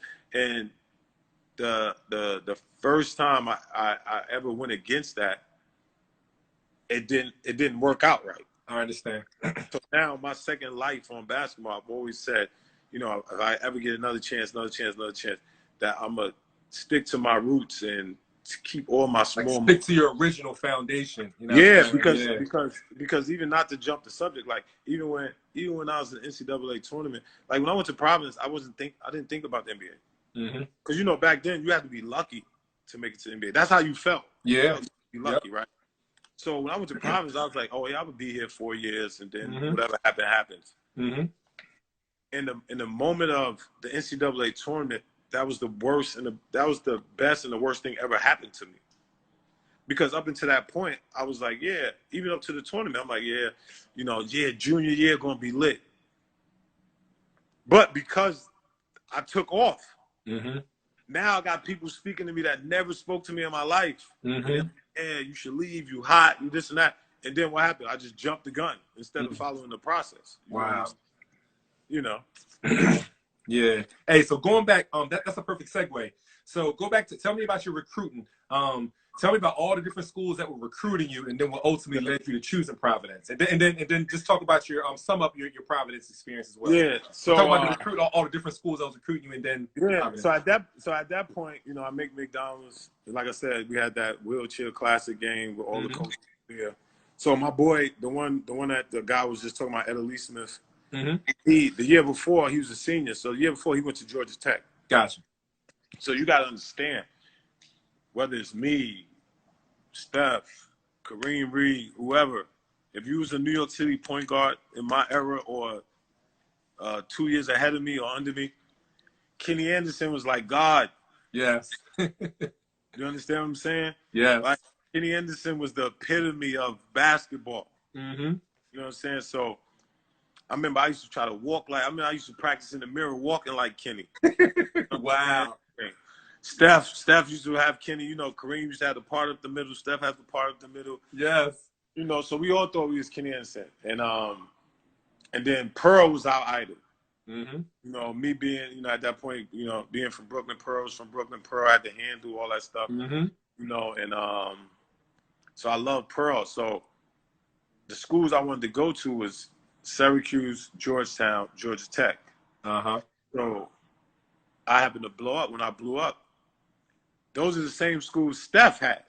Gotcha. Wow. Wow. So, but at this point, me and Steph, we played with Gauchos together. So we played in the backcourt together. So now I'm going to Syracuse for a visit, and I'm like, yo, I'm ready to sign. Like, cause I knew I was like, yo, it's either Syracuse or Georgia Tech. So I was like, I want to sign. But I knew like Syracuse was recruiting Steph from like the 8th grade. Okay. Because his brother went there, stuff like that. So, and then of course Bobby Crimmins liked the Steph, because you know Steph was like, they were saying Steph was like the new Kenny Anderson, like that. So, but me and Bobby Crimmins had a relationship, because like I said, he just recruited my big man. And of course, he see all the games that he see what I was doing.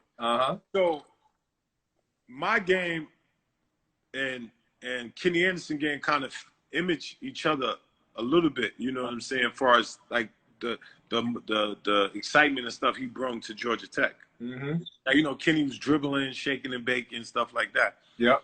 So so I go to Syracuse for a visit. I'll never forget. I'm like, yo, man, I'm ready to sign. They like, yeah, you could sign, but we need, you know, we still gonna recruit Steph. And I was like, oh, okay. And then they was like, they was like, y'all can play together though. Because y'all already play together now. Yeah. And I was like, did it work with the Gauchos? Did y'all have a yeah. We had a cool, nice chemistry. Okay. Yeah, we was going to Vegas. We was smashing. We was doing all that stuff. So when I went there, I was like, yeah, but that's high school. Yeah. I mean, that's AAU.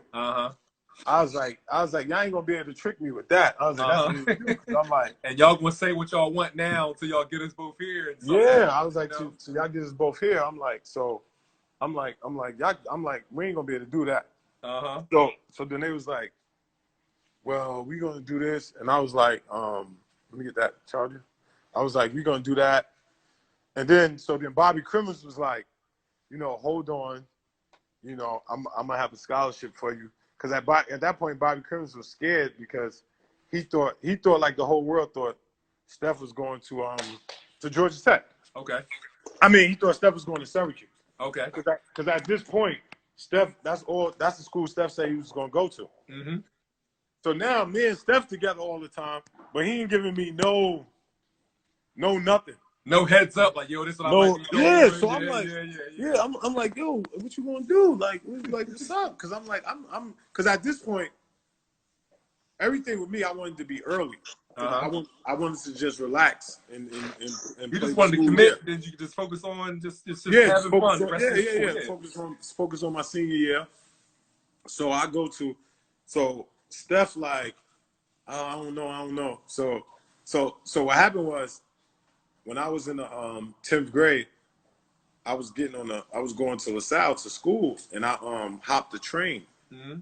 If people know, it's a train station. I hopped the train, and police arrested me. Wow! But the same train that I was about to get on, it was a coach named Bobby Gonzalez there.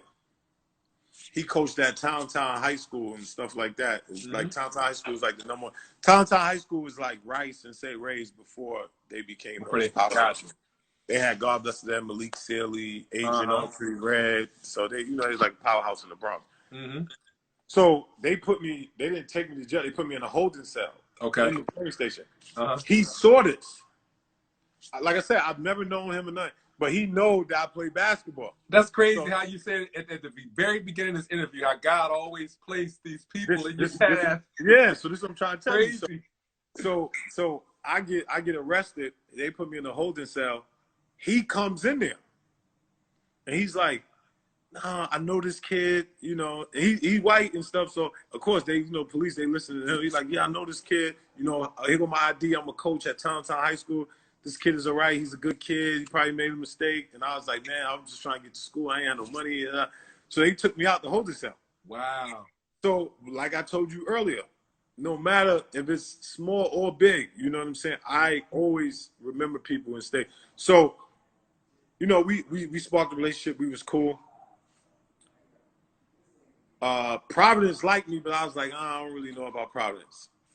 That summer, he got the assistant coach job there. Wow. So then he told the coach, like, let me go talk to Shamgod. so he comes to my house, and I'm like, what's up, Coach G? He like, yo, I just took the job in Providence. We trying to do some things. You my guy, all this. Because like I said, at this point, the only schools I was going to was Georgetown, Syracuse, or G Tech. Those are the only schools I was going to go to. That's it. Yeah, so I was like, I ain't doing nothing else. You know what I'm saying? So after that, he came, and then he brought Providence into the picture. Mm-hmm. So then I was like, yo, Coach, I was like, you know what? I'm going to come up for March Madness. I went up there for March Madness. It's so crazy because I went up there with my homeboys just on like unofficial visit. Just on the humbug, yeah. On the humbug. I get up there. I like the school. I'm like, man, this is cool. It's like 3 hours from New York. This is all right. Yeah. And I was like, something new. Yeah, I was like, Coach G, you got me, right? It could be your situation. Yeah, I was like, yo, you got me. He was like, yo, you're gonna be the starting point guard out the gate. So I was like, man, I'm gonna be in the Big East too. Like, just the Big East. I was like, you know what? Because I knew I wasn't going to Georgetown because AI had just went there. And he was killing like his freshman year. So I was like, I'm going somewhere. I'm on a plate. Like I don't care about nothing else but playing. So I go there. My mom's, nobody ain't know. I go to there for the visit. I get up there right before I leave. I commit to them. Wait, pause. Wait a minute. So you a young boy, you in high school, you're with your homies, your entourage, your crew, acting as your management team. No, you ain't got usually you have your parents, you know what I mean? Or your old head, you know what I'm saying? Somebody advising you. You go up there, little situation, before you leave, sign on the dotted line. This is where I'm going to school. Yo, I go up there. I Yo, just yo, wait. signed on the dotted line, right? So I go up there. I commit. Listen, that's like being a 17-year-old, you know, calling home like, yo, mom, guess what? I just got married. Yo, and you gotta understand at that point, like that point, I don't got no phone in the house or nothing. I just signed. Because at Wow. this point, I got 5 sisters, 1 brother. Like my mom, she ain't know nothing about basketball. She was like, yo, you staying out of trouble, cool. So, back then, we going on visits by ourselves. Yes, true, fact. Unless you already got somebody that played basketball in your family and they know the ropes. Or you got an old head, like your barber. No, that's what I mean. Your old head, yeah. You know what I mean? So I go up there by myself. I commit. So everybody like, yo, you going? I come back. I tell my coach, I'm like, yeah, I'm gonna go to Providence. And then the Providence coach Pete Gillen, he already had coached. He was assistant coach of the USA team. So he already had clout. And then what put me over the top was, I went up there for a visit, and I was like, man, you coached Kevin Johnson in the Olympics. He was like, yeah. I was like, man, that's my favorite point guard. Player, yeah. He put Kevin Johnson on the phone. Wow. To tell me what type of dude he is, because at this point I didn't even know the coach. I only knew the assistant coach. Okay, so I've never heard. So your favorite player gave you a cosign. Yeah, I have never heard of Pete Gillen in my life. This how much I was in the street, like not in the street doing nothing wrong, but like playing ball. Just like out the loop of what was I didn't know who was what coach. Of course I knew Bobby Crimmins because he came to my school the year before to recruit somebody. He had Kenny Anderson. I knew who Jim Boeheim was, and of course everybody know who John Thompson was. God bless him. You know what I'm saying? So besides then, I didn't know. So he put KJ on the phone. KJ jumped on the phone. He like, yeah, he's a good dude. He coached me in the thing. And I'm like, all right, cool. Bet, say no more. I was like, I'm here. I'm going here. So then I did that, and then that summer, it was a tournament in Providence. This is right before I signed officially. There's a tournament in Providence. I played with Aim High with my guy Kevin Jackson. Who I got to give a big shout out to because I can't say a story about me because Kevin Jackson is the one that like changed my whole life when it came to basketball. Because like when I was in the process of street ball and regular ball, he the one that told me like, yo, you could be something special. And the only reason why I listened to him because he coached Kenny Anderson. Okay. You know what I'm saying? So I used to go to Queens every day to work out with him and Kenny Smith's brother, Vince Smith. Okay. So I got to big him up. So I went with him to a tournament in Providence called Cage Classic. This is the first time even the fans saw me play for Providence. Like they, you know what I'm saying? They heard of me, but they ain't never seen me play. Murdered the tournament, got MVP. They like, yo, this is crazy because at that point, Providence never had a McDonald's All-American, never went there. Got you. So that's why it was a big deal because I was the first.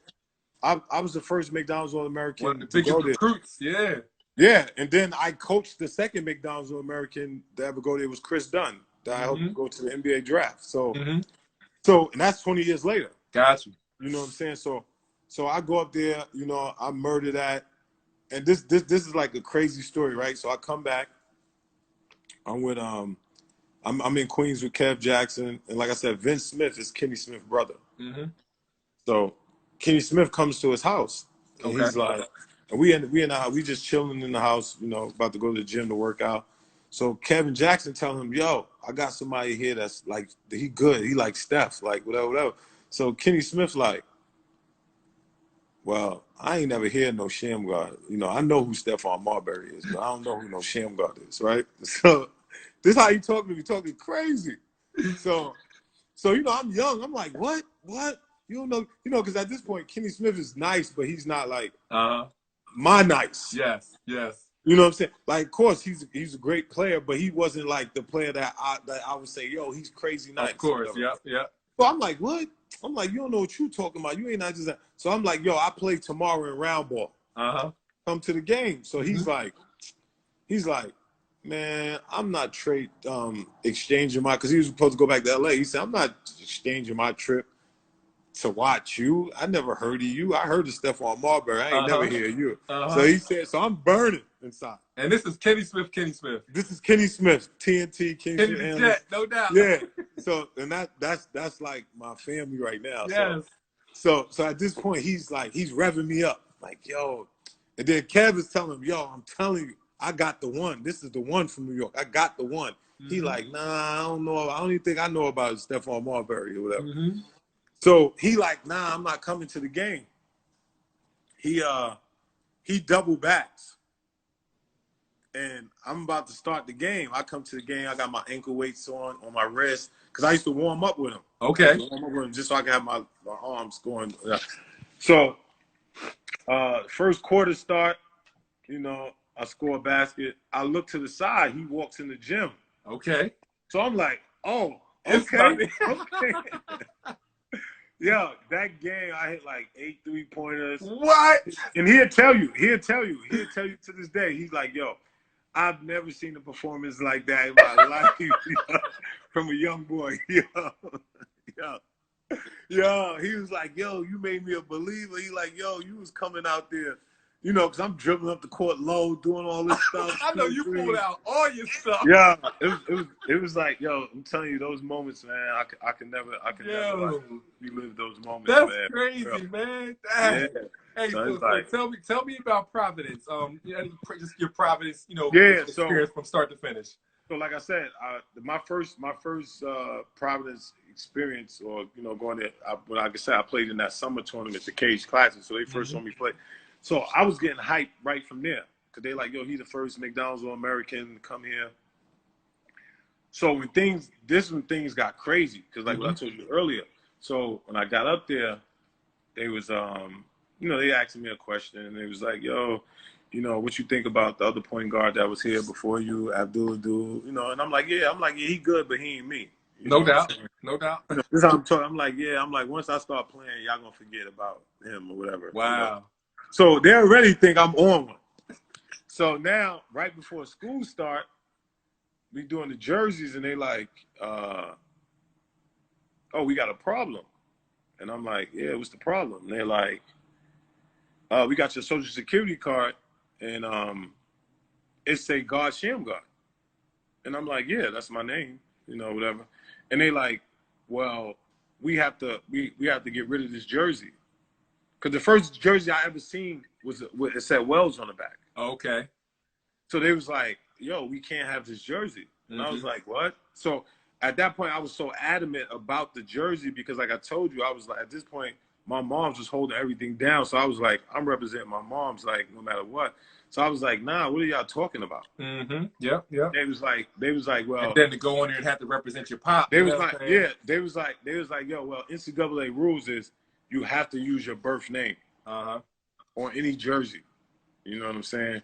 And I was like, oh, well, I'm like, well, I'm not using that. And they was like, well, then you have to pay to get it changed. And I was like, okay. I was like, okay, cool. How much is going to be? Whatever. You know, I'm thinking like $100 or something. Yeah. You know, but then they come back and they like, no, it's 500. It's like, I think it was like 565 or something.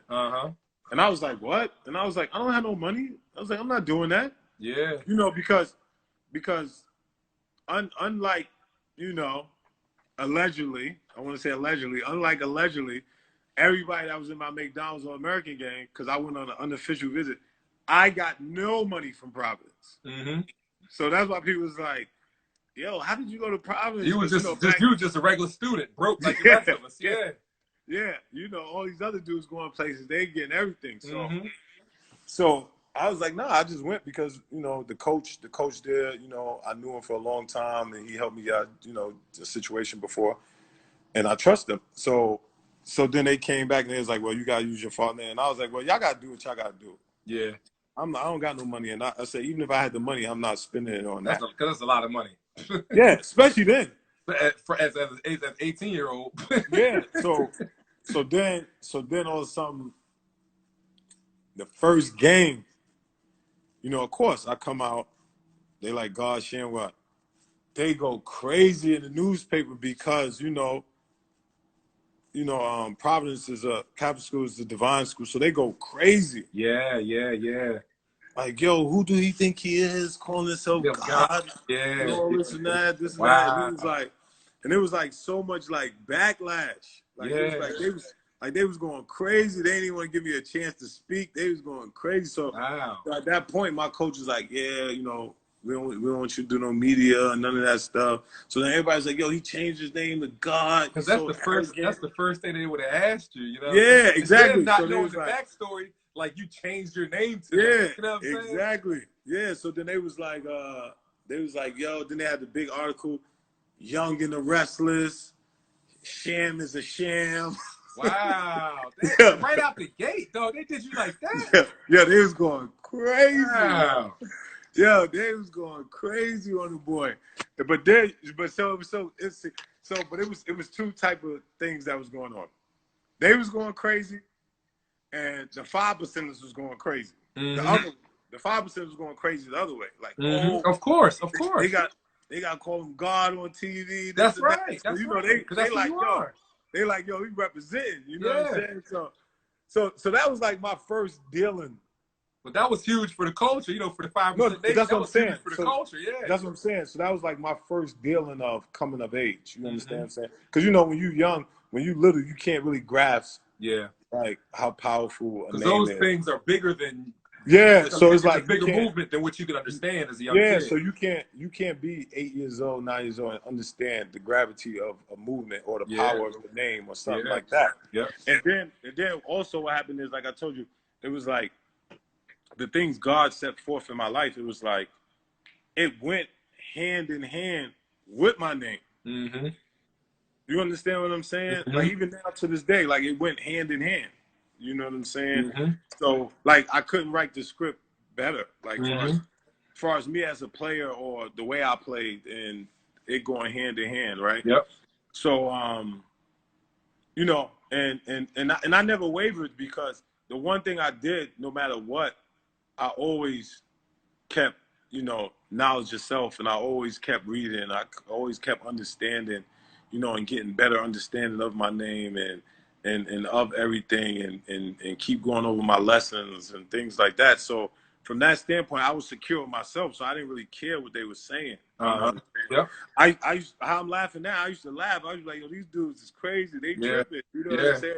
Like, yo, they bugging out. So, you know, because and even then, like when people spoke to me, I would say SHAMGOD, whatever, like that, whatever. So now the craziest thing, the first Biggie's game, I play against Syracuse. Wow. So mind you, so I had skipped the part. So when I committed to Providence, the next week, Steph committed to Georgia Tech. So Syracuse was hot because, like I said, 2 weeks before that, you was ready to sign. Yeah, I was signed with them. So within like a 2-week period, it just all changed. Yes. I know Syracuse was pissed. So Syracuse was hot because they missed out on both right? Of y'all. But had that Syracuse thing not happened, a week later, you know, Steph would have committed, and then you'd have probably been like, all right, bet, Cuse, let's do it. Yeah, I would have went to Syracuse. Yeah, I would have went to Syracuse. But like, if I wouldn't have went, the thing is, if I wouldn't have went, and that's how I said, this is how I said stuff happened so crazy for me in these situations, because, like I said, it was an unofficial visit. My boy just happened to have a car, and he was like, and I was like, man, they doing Midnight Madness in Providence. And my boy, you know, they don't know. They like, word, is it college? Yeah, you know, from her, like, yo, I'll take you up there. Yeah. He like, yo, it's gonna be mad girls. The party's gonna be lit. Let's just drive up there. Of course. So I was like, all right, let me call the coach, and I'm gonna tell him you're gonna drive me up there. So we drove up there. But had it not been Midnight Madness and all the parties and stuff, I wouldn't have went up there that week. So in tune, if I wouldn't have went up there that week, I would have signed with Syracuse. Got you. Because like I said, during that week, that's when Steph signed with Georgia Tech. Yeah. So I go up to the first game, Biggie's game, is against Syracuse. So you already know I'm geeked. So I'm like, yo. So that by this time, just kind of hearing your story, like you live for those big moments. You know what I'm saying? Like Kennedy Smith come, you see, like you live for that stage. So continue. So I'm like, oh, this is lit right here. So we we play Syracuse. We lose by 1. I have 18 points, 12 assists. So, right, this is like my first college game. 18 points, 12 assists. Yeah. So in my mind, I'm like, man, this like high school. Like, this is easy. Like this is easy. You know what I'm saying? I'm like, man, this is easy, right? So this when it all just went helter skelter. So the next day, my coach, he called me in the office and he like, how do you think you play? I was like, yeah. I was like, man, I said, I played good. I said, it was easy out there for me, I was like, man, and this is where when you don't be aware or you don't have people ahead of you trying to school you and stuff. And I said, and I'll never forget, this is the worst thing I ever said, because I said, oh, this is easy. I said, man, I'll be out of here soon. Oh, wow. You understand what I'm saying? So it's like, and this is the first time he ever had somebody of my caliber that could like leave to go to NBA, certain stuff. So he was like, so they were used to those 4-year guys, and Yeah. And then you got to think, and Providence was built on 4-year guys, because like you see like 4-year guys, 3-year guys. You see Eric Murdoch before me. He probably like the most famous Providence person of my era. Eric Murdoch, he was there to his junior year, stuff like that. So I was like, man, this is easy. And then my coach was feeling the pressure because of my name, all the street cred I had. Like everybody's like, yo, Sham. So, and then we had a guy named Austin Crozier that was like, of course, Austin Crozier, yeah. Yeah, he was like preseason first team and all that. So in that game, he didn't really play good. So coach was like, yeah, but Austin didn't play good. And I said, yeah, if he had played good, we'd have won. You know, so like I'm just talking facts. Just like taking the facts, like, yeah. Yeah, so he like, well, it's your job. And I'm like, well, it ain't my job for him to make open shots. Yeah. You know, I'm like, even the announcer said, if guys would have made shots, I'd have had 22 assists. You understand what I'm saying? He's like, well, you shot 11 times, you made 8 shots. I said, yeah. So to me, that's good. Like I was 4 for 8 from 3-point range. So then he was like, I need my point guard to take like 5 shots. Wow. So from there on, it was like a battle. And and I would never say it's all his fault, because I was young, so in my mind I'm like, oh, he hating. So now I'm going in games, certain games I'm going in games like, you know what? Okay, you feel that way, I'm not shooting at all. Wow. And was this one of the first times that you had this kind of not an opposition, but someone who didn't just let you do your thing? This is the first time I ever in my life had a coach that wasn't like, because like I said, in those moments, like my pops was away. So this is the first time I ever had a coach that wasn't like my father. I understand. You know what I'm saying? That like talked to me about everything, like friends with his family, things like that. Putting the battery in my back, like, yo, they can't rock with you. Yeah. So it's like, it was like that was the first time, like it was like, and almost trying to change you. Yeah. So it was like he was trying to change me, but in my heart I was like, no, this is the way.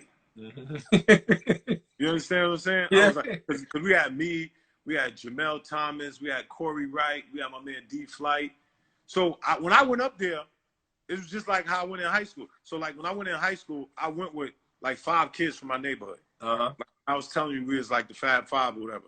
So when I got to Providence, 4 people from New York came with me. So we was already rocking. Yeah, for sure. You know what I'm saying? We was already rocking. So we was like, and Austin was good, but we was like, yo, we got this. Yeah, for sure. You understand? You dig? Like, yo, we got this. So I like at that point, you don't know the business.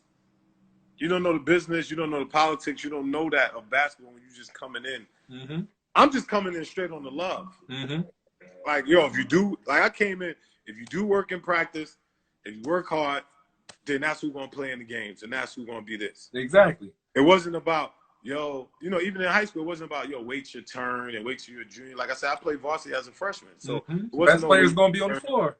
Yeah. So when I got to college, it wasn't really like that. It was like, yo, this dude was here before you. He was rocking, this and that. And I was like, and so then my thing was, I was like, the problem that I was having was at that point I was kind of too smart for my own good, because like he'd say something and I have a rebuttal. So, like he'd say something and I'll be like, how could you dictate the game before the game happened? That makes no sense. Yeah. You understand what I'm saying? Yeah.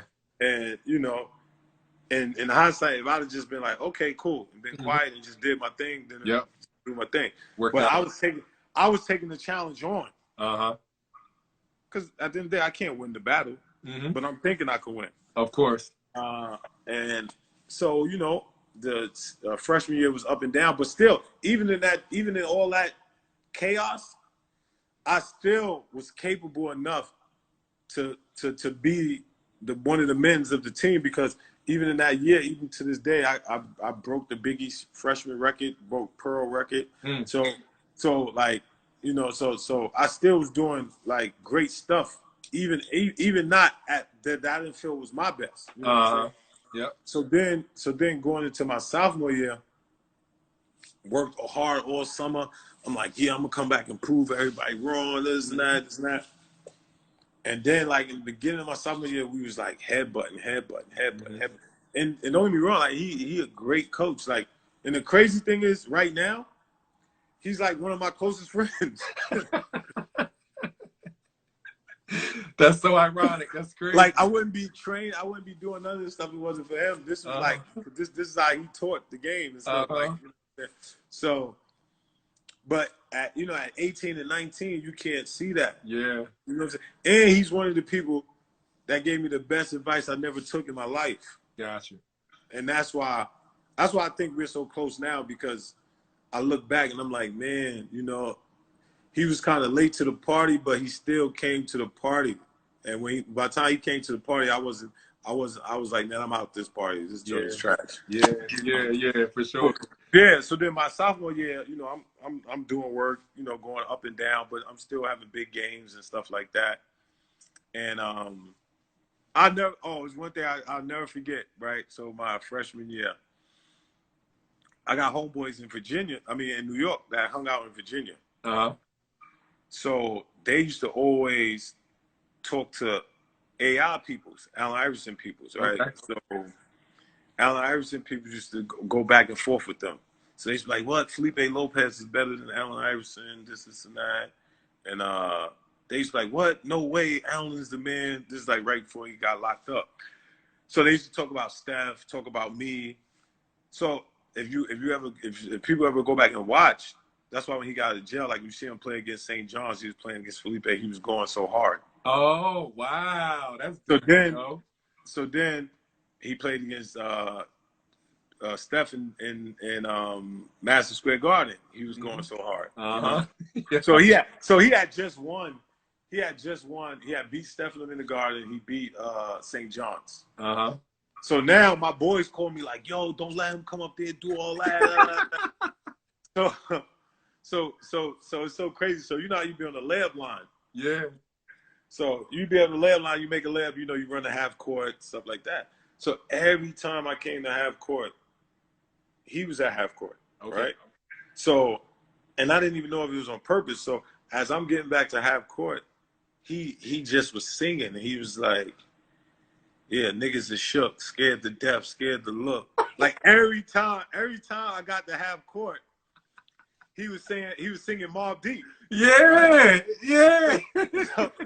So I'm coming back and I'm telling my boy, I said, yo, I think he's talking to me, right? So and it's a New York song. Yeah. So I'm like, is he crazy? Like, what? Yo, this is crazy.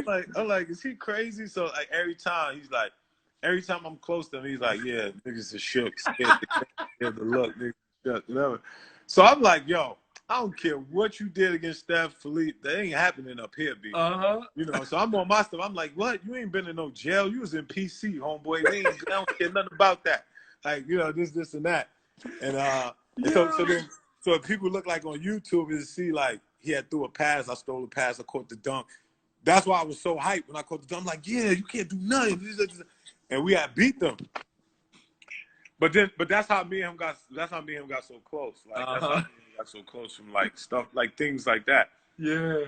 So, you know, you fast forward sophomore year, I'm playing good, up and down, but playing good. now the NCAA tournament hits. Uh-huh. So the NCAA tournament hits, and you know, I just have like a magical ride, you know, just amazing stuff. And what happened was in the Big East tournament, before we got to the NCAA tournament, we played against a team, Rutgers University. Mm-hmm. And I played against this guy named Jeff Billette. He was like a point guard that everybody knew. And I had did the move or whatever. And that was probably like the best time I ever did it. One of the best times I did it in my life. That nobody knows because they didn't watch that game, but like it was like the best ever. Like I went so hard doing it. But everybody's recollection of it is from the tournament. So you know, make a long story short, we in a tournament, we rocking. We the 14th seed. We play Marquette. We beat them. Because the thing with our team is, like I said, I had 4 people from New York. So we thought we could beat anybody. Uh-huh. What? So it was still New York versus the world. Yeah. So we thought we could beat anybody, and then it was crazy because it felt like the whole country was with us. Uh-huh. Like, cause we was the underdogs, so you know everybody for the underdogs. Yep. So then after that, we go to we beat them. We played Duke. Oh wow. So we beat them. We played Duke. So we give it to Duke, like on TV. You know, Wojo is like one of my closest friends at the time from camps and stuff like that. So they had Woj. Who else did they have at the time? Yeah, they had Wojo. They had Jeff Capels. They had Ricky Price. They had a bunch of All-Americans from the year before that played. What big was on that team? They always had solid bigs on that team. They had who they had on the team? It was what big men they had? Damn. Was Rick Smits? No, it was man, I forgot. I just know the guards. It was like because the guards played in the McDonald's All-American game. Okay, gotcha. The year before with Felipe and them. Gotcha. So and then like I said, me and Wojo battled all the time, and Wojo played in the McDonald's All-American game the year before me. Mm-hmm. And so we played against Cherokee Parks. Cherokee Parks. That's what it was. Appreciate that, Danelle. Yeah, Cherokee Parks. And we already talked about skip to my little Rafe. Rafe was, definitely that guy. So we did so we played Duke. Everybody thought we was gonna lose to Duke. Mm-hmm. And we beat them. We beat them by a lot. Mm-hmm. And so now I thought we was gonna play Kansas. Okay. Kansas has Jacques Vaughn. Yeah. So in Kansas, and they had my boy, they had Paul Pierce. Yeah. So Kansas was like #1 in the country. Yep. And then Arizona surprised them. Mm-hmm. And then what happened was at the press conference, I come up there. No, Arizona go up there first, and they was like, y'all play against Providence next. What do you think about the matchup? This is next. Mike Bibby was getting like a lot of clout that time. So what you think about the matchup? And I remember he was like, well, we just played against the best point guard in the country, Jacques Vaughn, and we beat them. so Shamgod, that shouldn't really be. Yeah, that's light work. Yeah, you know what I'm saying? So we coming up next. Here we go again. Yeah, so we coming up next on the press conference. So I get up there and they like, what you think about the matchups and all that. And I was like, well, can't nobody in the tournament guard me, period. Nobody. I was like, so it don't even matter. You know what I'm saying? I was like, nobody can guard me in the tournament. So everybody's like, so even in NCAA, they had that on the front cover of the paper, like Shamgod says, this and that. So the first play of the game, I'll never forget. They had Mike Bibby on me. I come down. He backs all the way up. So I hit the first 3-pointer. He ain't want no smoke. Yeah. So then come down. He backed up a little bit again. I hit the second 3-pointer. So then as soon as I hit the 2 threes, I said, oh, y'all in for a long night. I said, y'all in for a long night.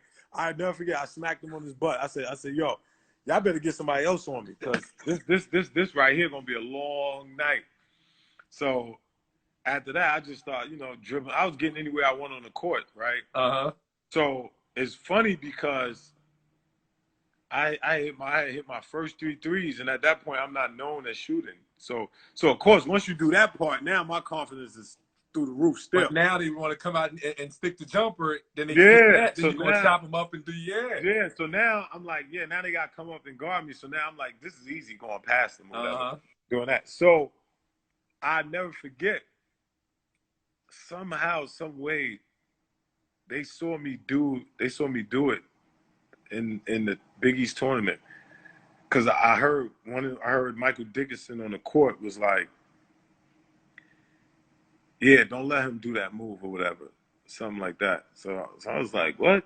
So if people look at even if you look on YouTube and you see in the beginning of the game, Mike Bibby guarding me, I tried to do it and I almost messed up. Oh. So I stopped. I like pulled back. Okay. So I came down, cause like I came down. So then they switched Michael Dickinson on me like for the rest of the game because I was going past Mike Bibby all the time. And then once I got past him, I was too strong for him at that point. So they was like put somebody bigger on him. Mm-hmm. And Mike Dickinson was probably like 6'4", 6'5". And they thought he was strong or whatever. Because the person people don't even talk about in the game probably had the best NBA career out of all of them. That's Jason Terry. Exactly. Yeah, for sure. Yeah, like Jason Terry came in the game. He was known as a defensive stopper. He wasn't even like good then. He was known as a stopper. They put him on me. He fouled out like almost in the first half. And I gave him the first 3 fouls. I'll never forget. I gave him the first 3 fouls. I was like, yeah, go sit back down.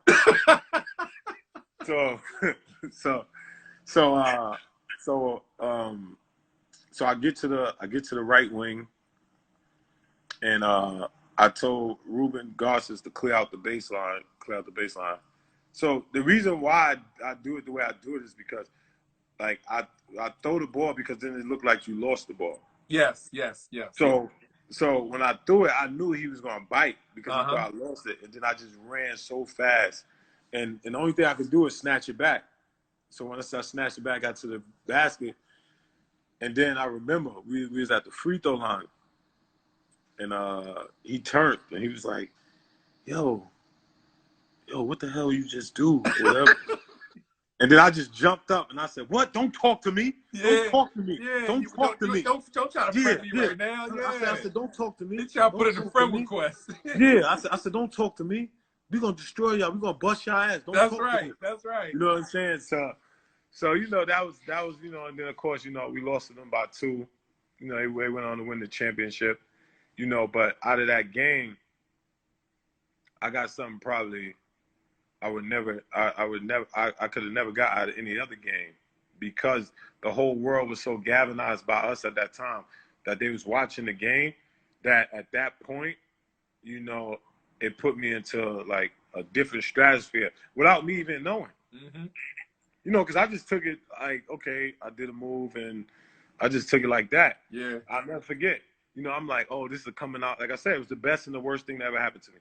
It was like a coming out party, because right after that, my phone ringing, agents is like, yo, you need to leave. You hot right now. You hot. Yeah. So I still didn't understand what they meant. Yeah. So I get off the plane. I go back to Harlem for spring break. As soon as I get to Harlem, I'm just walking, and I go to the park, because I always go to the parks. I go to the park. I'm sitting there. I'm watching some kids play. And I just hear a little kid like, yo, I'm doing the Sham God. I'm doing the Sham God. I'm like, what? I'm like, yo, what are they talking about? Like, you know what I'm saying? I'm like, yo, what are they talking about, first of all? So then everybody, then it was just like a wave. And this is before social media. Yeah. This is before all that. It's just like a wave of things is happening. And I'm like, and then all of a sudden I'm going like to other states, and they're like, people don't even know it's me. And they're like, yeah, yo, he hit him with that sham. He gonna sham him, this and that. And then, like I said, after that, it was just like out of here. It was like on a different stratosphere. That's crazy, man. It was like crazy. That's insane, man. So what so that happened, and then how does college end, and then okay, yeah. So then like I said, I meet some agents, and they're like, "Yo, you need to come out." And this was your junior year. No, this is my sophomore year. This is your wow, this is your sophomore year. Wow, you got you. So I'm 19. So did you pursue the agents and start thinking about leaving early, or were they were calling you? No, so they was calling me, and they was just like, yo, you should come out, this and that. And then I'm like, like I told you earlier, at that point, what I believed to be a beef wasn't a beef. I was like, in my mind, I'm like, me and my coach really ain't kicking it. Yeah. He be trying to hold me back. So I'm like, I need to get out of here now. I understand. But I'm not thinking about big picture. Yeah. I'm not thinking about the plan God already got for me. You know what I'm saying? So I'm speeding up all the process. Mm-hmm. You know what I'm saying? Because you got to think, right? So, and I know hindsight is 20/20. And the one thing I want people to understand, like, I'm not saying I regret it because of whatever happened in the NBA. Because I don't, because the person I am today, I would not trade that for the world. Mm-hmm. And if I'd been in the NBA 20 years or whatever, I don't know if I'd be the same person. Gotcha. So I wouldn't trade this person for the world and all the stuff that led up to where I'm at now. Uh-huh. But I do say, when you say hindsight is 20/20, if you look at everything, and the reason why I say that, or the reason why I always say I was born 20 years too early, because I'm like, the way he set everything up for me, if I just followed those steps, it probably would have been so much crazier, because you got to think, the next year, Mike Bibby was the second point guard taken in the NBA draft, right? Yep. So that could have still been his destiny or whatever. 100%. But what I'm saying is, in every draft since the history of the draft, 4 point guards get taken in the second round, 3 point guards get taken in lottery every year. This is every year. Mm-hmm. So if I wasn't the first point guard taken, I would have probably been the second point guard taken. Uh-huh. You know what I'm saying? I would definitely been top 3 point guard taken, because I'd have came back All-American. Yeah. Yep. From after what happened. And after that game, I already had the edge up on Mike Bibby. You understand? So then two, at that point, I done cemented myself as far as Providence. Yep. You understand what I'm saying? Further solidifying your legacy there. Yep. Yeah, I already solidified myself, like, oh, he coming back, he the man. Mm-hmm. So it wouldn't have been it couldn't have been no conversation about, yo, you need to not shoot, you need to not do this, because I'm coming back the man, because Austin went to the draft that year. Exactly. Yep. Yep. You understand what I'm saying? So then the third thing is, when I first got the Providence and they made me use my legal name in the way I played and what I just did in the tournament. So I came back the next year doing what they quote unquote say the SHAMMGOD during a full season. Yeah. So I would have been on a couple of magazines from preseason. Yep. And then with my name and stuff, I would have made more money in endorsements than I probably would have made on the contract. Yep. You understand? By me going top 10, top 5, top get a lottery, yeah. You know what I'm saying? So if you look at things from that perspective, I speeded up the process. So that's why I got and the reason why I said, because I believe strongly in faith, I believe in God. I believe, he always have a plan. Yep. I believe we could change things, we could speed it up, slow it down, whatever. So, and the reason why I believe it because of my faith, but at the same time, if you look at 20 years later, everything that's happened for me is because of then. Yep. You understand? It's just happening now because what he did was he introduced us to social media, YouTube, stuff like that. So that's why people be like, oh, how are you so irrelevant? Is because everything I fought my coach about then, at the end of the day, when I look now, I was right. Because everybody played the way I play now. Yeah. Yep. They just you was just ahead of your time. Yeah. So when you look at it from that standpoint, it's like, and it's almost like, you remember what you said in the last hour, how coaches would experience something new, they didn't really know how to take it or how to accept it. You know what I'm saying? Yeah. Like, or you try to mold it into what makes you comfortable. Besides just letting this young man do his thing, unleash this young man. Exactly. This is greatness right here. You know what I'm saying? Exactly. And then I didn't have a team around me that was like, yo. So from that standpoint, I didn't keep pushing through the wall. Yeah, and that's what I was about to say. It's almost identical to your high school recruiting process where you go up to Yeah, Providence, you were by yourself. You know what I yeah, mean? You yeah, didn't have your parents there, you didn't have like your old head there, or an advisor, or yeah. sometimes like your AAU coach that will kind of help to Exactly. mentor and Yeah, speak for yeah, you. So yeah. you're dealing with these agents. You're 19 years old, and you're having to see, correct me if I'm wrong, make a lot of these adult career decisions on your own. Yeah, because it's like even when I went in the draft, like I just came home and told my mom, I was like, yeah, I just put my name in the draft. She like, oh, And I'm okay. sure Mom Duke's like, all right, long as you staying out of trouble. Yeah, she like, okay, the draft, okay, that's cool. Like, you know what Yeah, I'm saying? There's no, yeah. it's no, You want it's no, something to eat? yeah, it's no, it's no, Mom it's no, Dukes, man. it's no, none of that. You know what I'm saying? I'm big bro. You know what I'm Mm-hmm. saying? I don't have big bro. I'm big bro. Yeah. So I'm living those experiences. You know what Mm-hmm. I'm saying? And it's just so happened that, because of, my knowledge of self and things like that, my foundation has always been strong. So no matter what came my way, good, bad, and difference, I've always stayed like, I never was too high, never was too low. I always stayed like, okay. It's just like dribbling for me. So it's like my life has always been like dribbling. It's like, okay, you gotta learn how to make adjustments. You gotta learn how to do this. You gotta learn how to be, it's like when I used to practice dribbling so much, I said, I want to get to the point where I'm so comfortable in uncomfortable situations when people guard me. So Yeah. that's kind of like how my life. So it's like, Uh-huh. okay, when the storm come, I'm cool, I'm calm, and I'm like, you Yep. know what? I don't sit around and say, yo, why me? Why this? I'm like, okay, let me figure out what's the Yeah. next move. And when you talk about, like guys playing and everything, like it was destined for you to get to where you are now. Yeah, exactly. Whether Exactly. you may have made detours, but ultimately you were going to Exactly. wind up still at the same place. Yeah, exactly. You know And what I'm saying?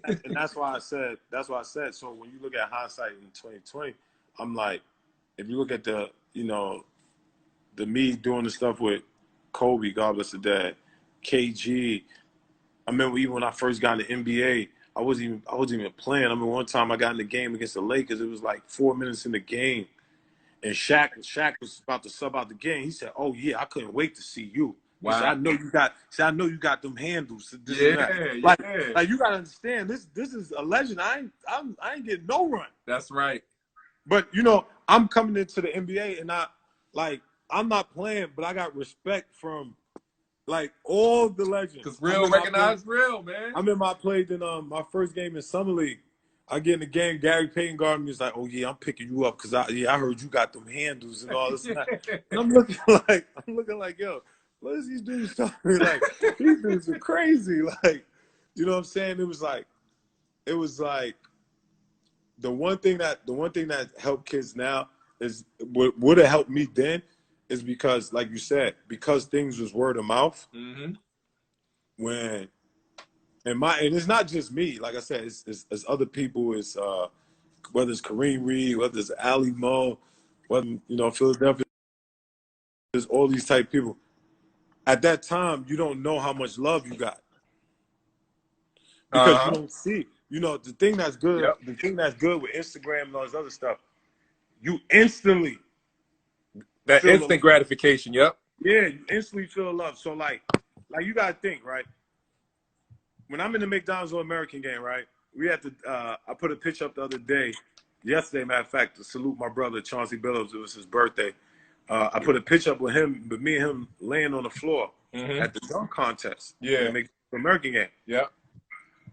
Vince Carter did the same dunks in the McDonald's All-American game that he did in the NBA dunk contest when he won. Yes. The same exact dunks. Yep. So you understand what I'm saying? So you got to think, if we had Instagram then at that dunk contest. Y'all Instagrams would have been off the roof, man. So Vince Carter would have went to the NBA just on that alone. Exactly. He went to North Carolina. Yep. Yep. You understand what I'm saying? He would have been compared to Jordan then. Yep. YouTube, social media, all that. It would have been crazy, dog. You know what I'm saying? Because the whole world would have found out about that at that time. Like Stephon Marbury, Steph was shooting from half court in high school. Mm-hmm. Like the same place Dame Lillard shoot from now, Steph was shooting in high school. Yeah.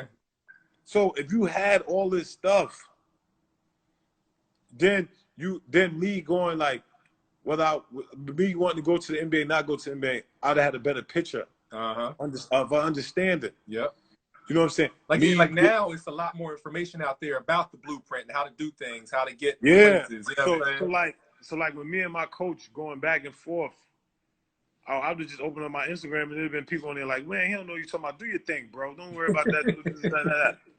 You know what I'm saying? Yeah. The only difference between now and then is back then the players played and trained hard, worked hard.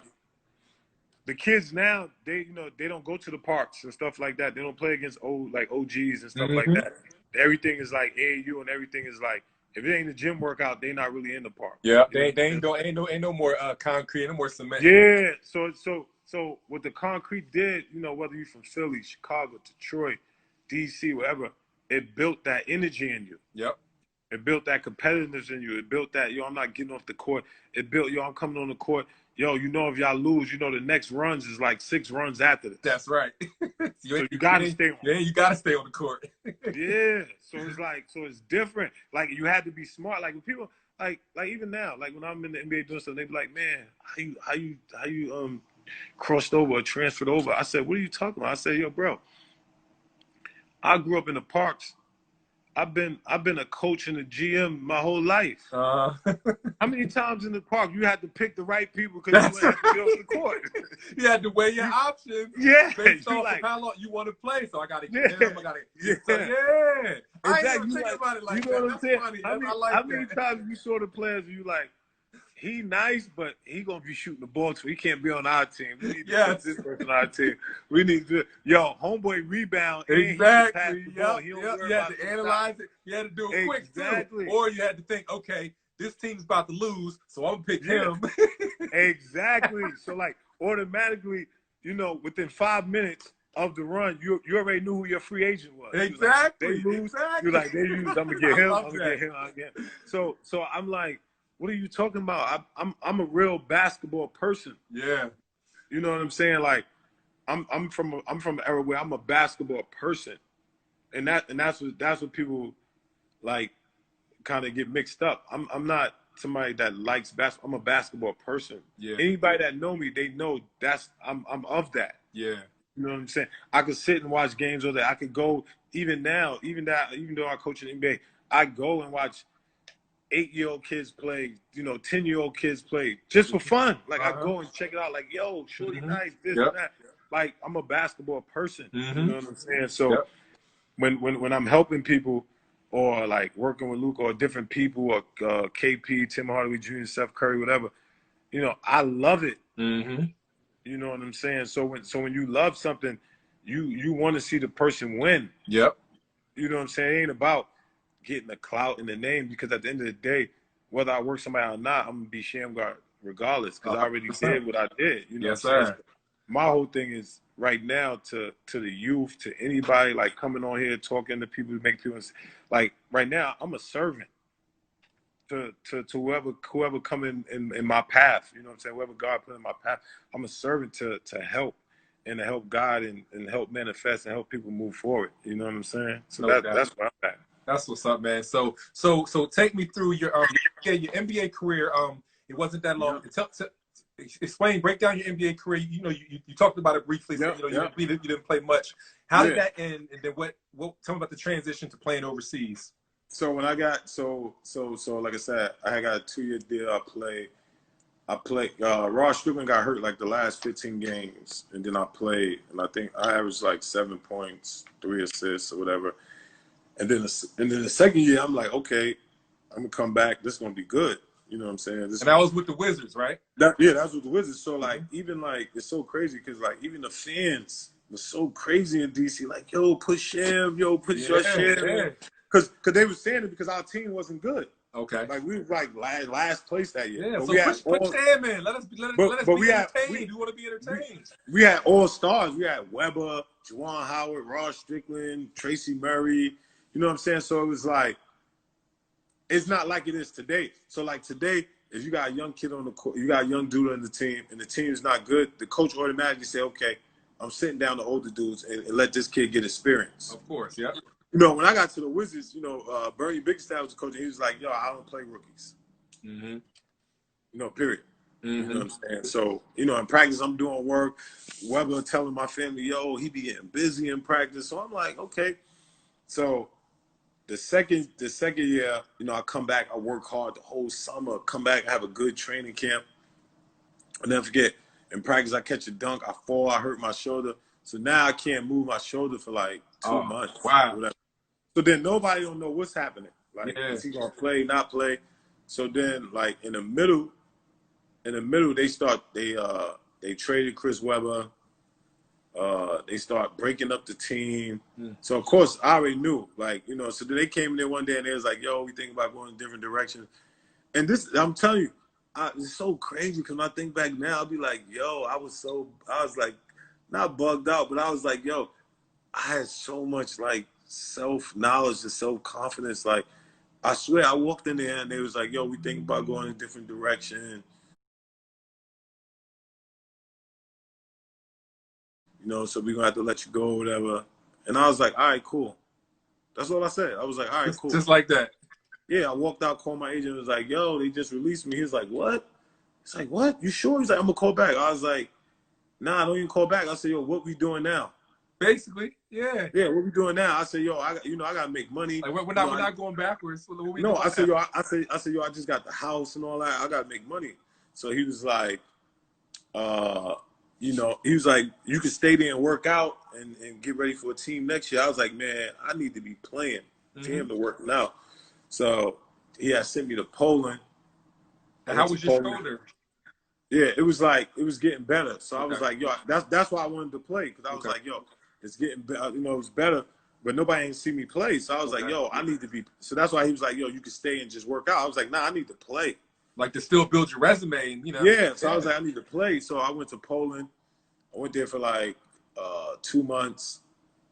Made the All-Star team. They was loving me over there, and they kept saying, "Oh," because I was killing. They was like, "Yo, he gonna leave. He gonna go back to the NBA." So I come back, and then I'll never forget. I come back, and the Knicks was talking to me. I go to summer league with the Knicks. I go to summer league with the Knicks first, and then they was like, man, everything looked good, whatever. They was like, we got a couple contracts. I was like, oh, okay. Then they was like, would you be willing to play the CBA first? Okay. And then we'll pull you up. And I was like, but what if y'all don't pull me up? I was like, then I got to work in the summer and all this. Like, CBA don't pay nothing. Exactly. Yep. So, because now my Harlem mindset is kicking in. I'm like, nah, it's about that. You got to get that paper. Got to get paper, right? For sure. Like only thing people respect is that paper. Yeah, and you're a professional now, you know what I'm saying? Yeah, because I'm saying to myself, you could be in the NBA, Hall of Fame and all that. If you don't got no paper, people don't care. Yeah. So I was like, I need that paper. Like, I'm on, I'm at my Harlem mindset. Harlem, man, Harlem. Yeah, I'm like, yo, I need that paper. So then coach is like, my agent is like, well, I don't know if you would like this spot, but, people in China want you to come over. So I was like, all right, I'll go over there. I go over there, play some exhibition games. I'm murdering the exhibition games. But now I'm still like, I don't like this. I want to go home. Gotcha. So they like, well, we could pay you this. And I'm like, oh, okay, this is all right. This is like the same amount I would have got paid if I stayed in the NBA on minimum salary. Okay. So I was like, all right, cool. I was like, let me see how this goes. So I was like, so then in my mind, I was like, all right, I'm gonna stay here for a month, get this paper, break out, go home. So what happened was, every month that they came to give me paper, they was giving me $30,000-$40,000 in cash. Wow. So every time they gave me the money, I was like, well, I could do one more month. I could do hey, that money talk, man. Yeah. I was like, yo, I could do one more month. So then I start killing. And then Yao Ming was in the league. He started killing. So then NBA scouts start coming over there. Yeah. So they come. We play the All-Star game. I get MVP. So now Seattle Supersonics is there. And they like, yo, They was like, man, your shoulder look good, you shooting good, everything is good, like you kill it, cause and when I was in China, I led the league in scoring, assists, and steals. Wait a minute. Yeah, so I'm like turned up. You know, I'm like what's up, man? Yo, that's so great. So then everybody, you know, they buzzing. Then what happened? So they like, yo, you gonna come with us to training camp this now? I'm like, cool. Then what happened? They take the team from them. So now I come back. There's no Seattle Supersonics. Wow. So then I go to this how the world goes full circle. That's what I'm trying to tell you. So now it's no Seattle Supersonics. I'm like, man, what I'm gonna do, whatever. So my agent called, was like, yo, Mark Cuban always liked you because of your dribbling and all this other stuff. So I'm like, he like, yo, you want to go to Dallas for training camp? I said, all right, cool. So I come to Dallas for the training camp, do good. They had just had, and then they had my boy. They had my boy Kenny Satterfield. Had Kenny Sat on the team. So, you know, I do good. I start in summer league. I'm starting and all that.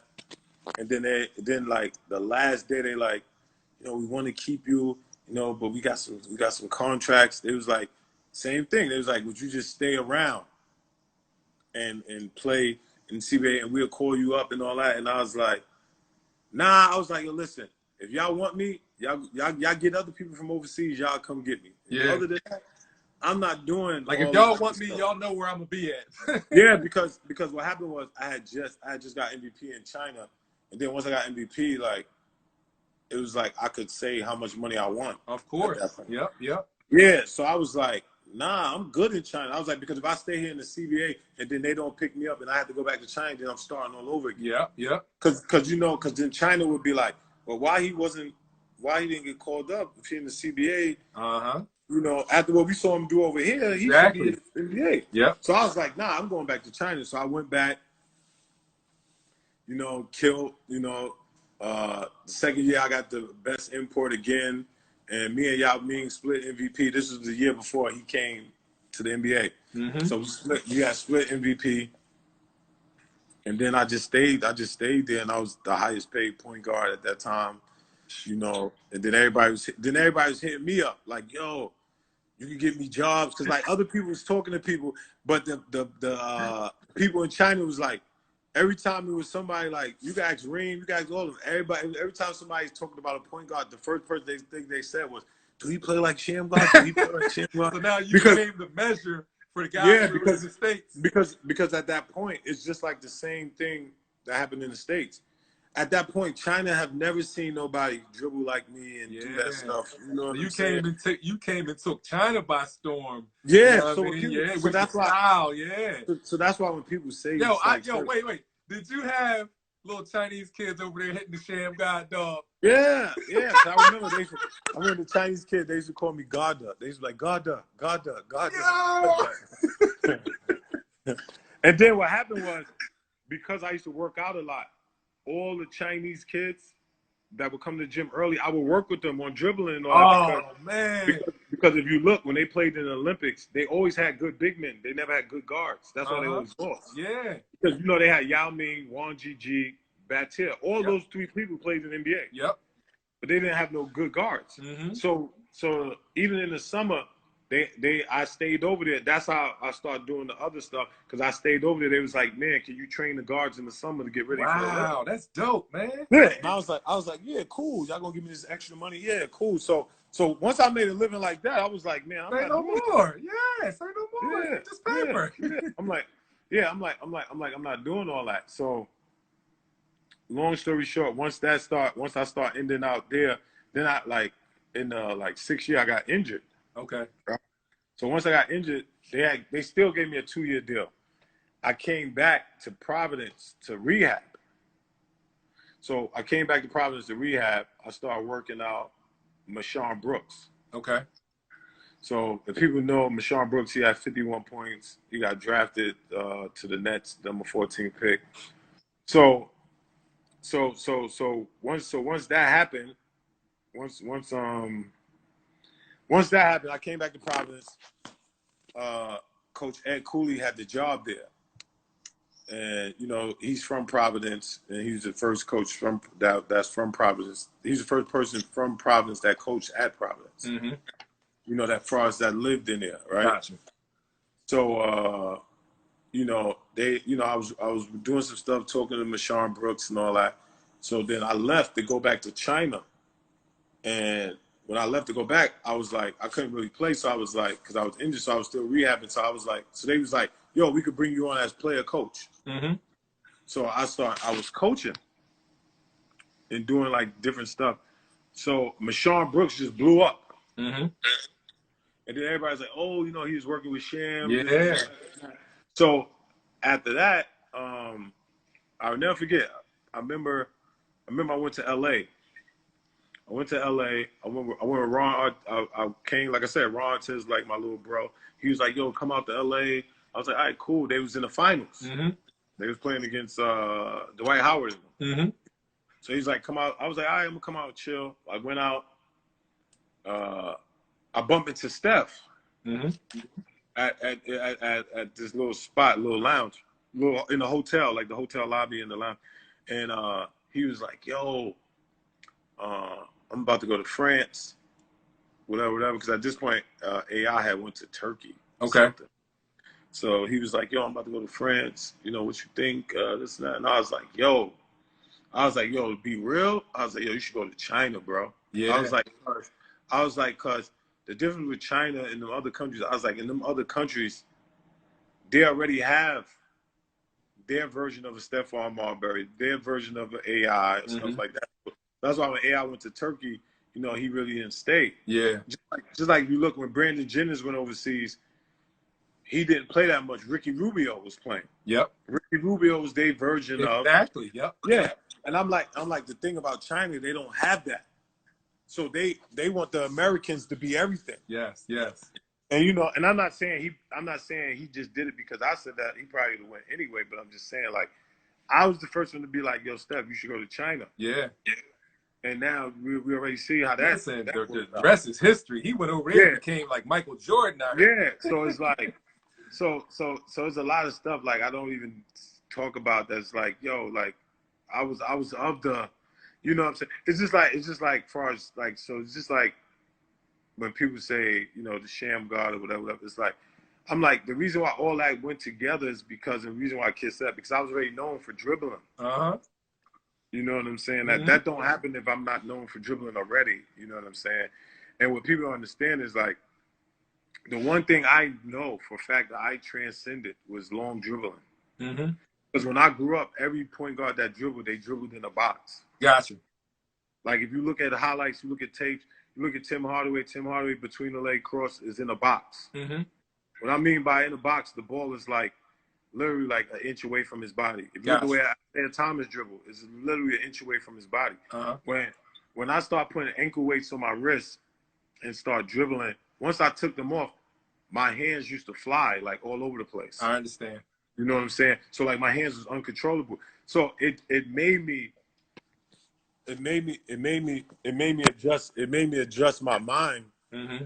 Because my hands was flying all over the place. So that's how I learned how to like dribble wide and dribble out of a box. Uh-huh.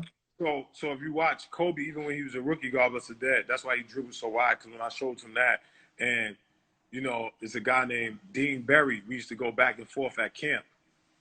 You know, we used to go back and forth at camp, and because he was a good dribbler out of DC, so we used to go back and forth at camp. And if you look at it, when the world goes around, he the one that showed AI how to dribble wide. So in hindsight, I'm a direct connect to that. No doubt. You understand what I'm saying? Yep. Because I'm the first to put that vision out there. Mm-hmm. You know what I'm saying? Like you said, the monkey dribbling, the dribbling wide and all that. Like people wasn't dribbling like that before. Mm-hmm. You know what I'm saying? So it's like, so it's just little things that when stuff go on and people say things like certain things and I just wonder, and I'm like, man, people don't really know like certain things. It's like when Bone Collector first came to New York, I'm the first person he came to.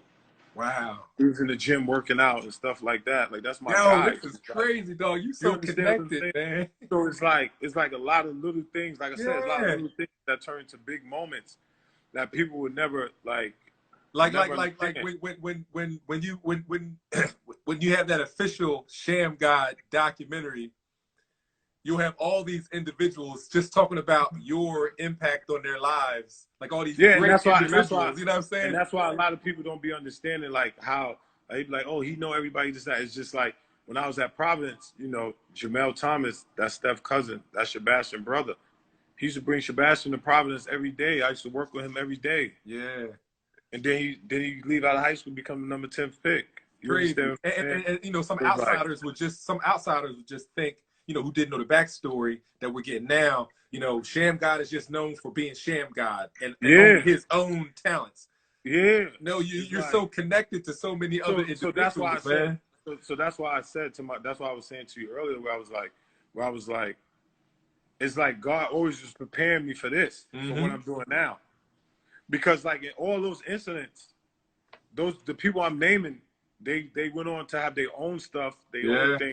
Like it's all one connection. Funny how you touched all these individuals, and almost like, you know, the way I think about it is, you know, the way I always think about it is, you know, it's more this whole thing was not about you from the start. It was you know what I'm saying? It wasn't about you. You know what I'm saying? It was about you serving all these other individuals, you know, impacting all these other individuals' lives. Like those minor interactions may have, you know, like okay, you interview Sebastian Telfair or someone else, and they may have explained, man, I was going through something in my life, and I had an interaction with Sham God, and we had this minor interaction, but from that, it shot my life in a whole different direction. You know what I'm saying? Yeah, so it's like powerful, man. So that's what I was saying. It was like I said, that interaction I had with Tiny changed the course of things. Yes, you know? and that stuff, right? You know what I'm saying? Yeah. So it's like even when I was coming back, right?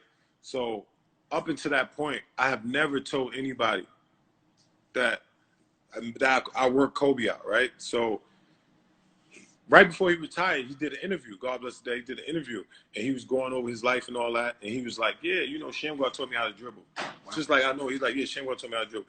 So then everybody, like, you know, everybody's like, "Yo, that's crazy. This is that." And everybody's like, "Yo, why you ain't say nothing? Why you ain't say nothing?" And I was like, "Cause it was like, I'm like, you know how many people he probably worked with his whole life, like, you know what I'm saying." So I'm like, I took that incident as that's why you would never see me post workouts with people and all that, because I mean, I don't knock nobody that do that. I'm just saying I don't believe in that. I believe in everybody moment is their moment. So if somebody want to post something that they did, that's on them. Like anytime you ever see something posted with me in the gym with somebody, it's because they're posted. Like I don't believe in, you know what I'm saying? Because I believe in, like, I'm not one of them people that say, yo, I made this person, made that person. I'm like, because the one thing you can't do, you can't pull something out of somebody that's not in them already.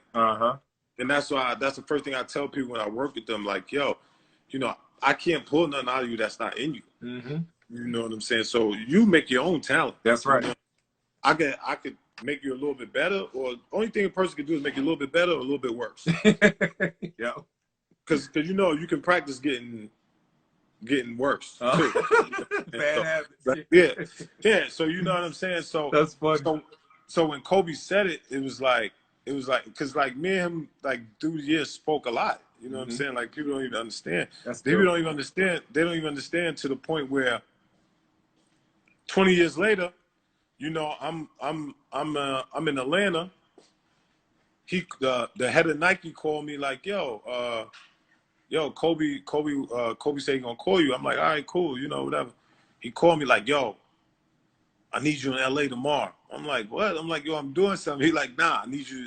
He's like, I'm like, yo, give me 2 days. I'm like, what's up? He's like, nah, I need you to come and work with my daughter. Wow. You know what I'm saying? So whatever impact I had on, so when people like, yo, what's, you know, this and that, and I'm like, evidently it was something, because 20 years later, the same person is like, yo, now I want you to work with my daughter. Wow. You know, that's awesome, man. That's special, man. So that's why, and it was like, God bless that. Even the other girls that passed away, I worked with all 3 of them. That's why you look on my Instagram. If you look on my Instagram, you know, that's hitting my heart right there, man. That's what I'm saying. So if you look on the Instagram, I got a picture with me, Kobe, and 2 girls. Everybody in the picture going but me. Ah, man. You understand what I'm saying? So that's why I tell people, like when people with me, like, people become family.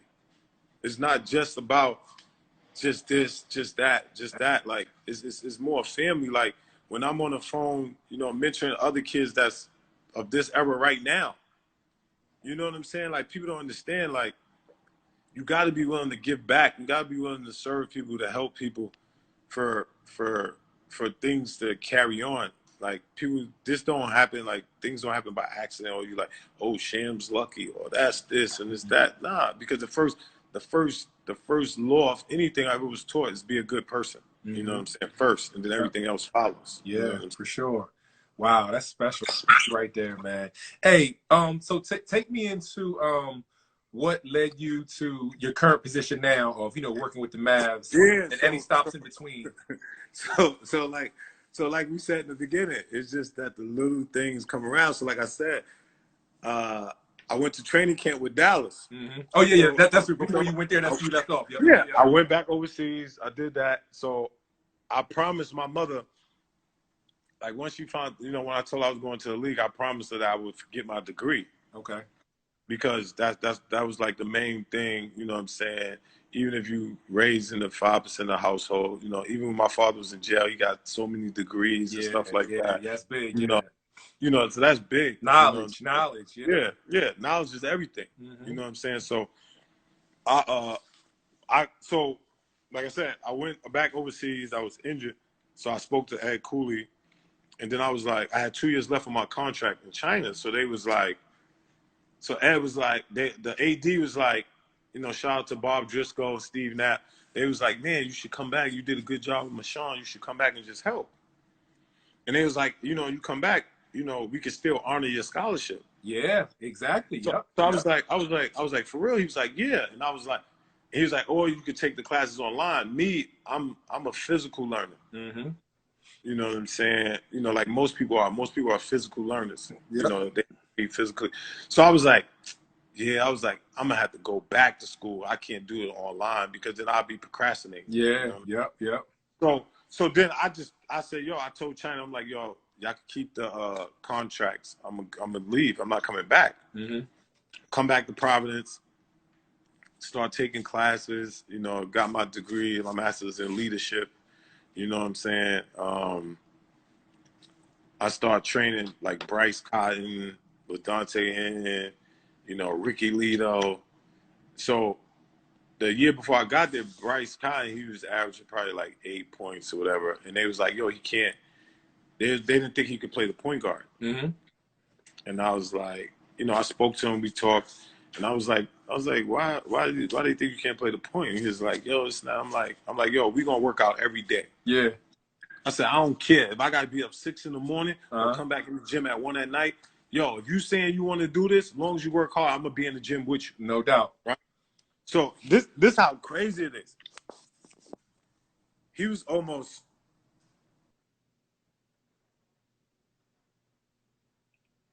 He was almost going to leave Providence. Oh, snap.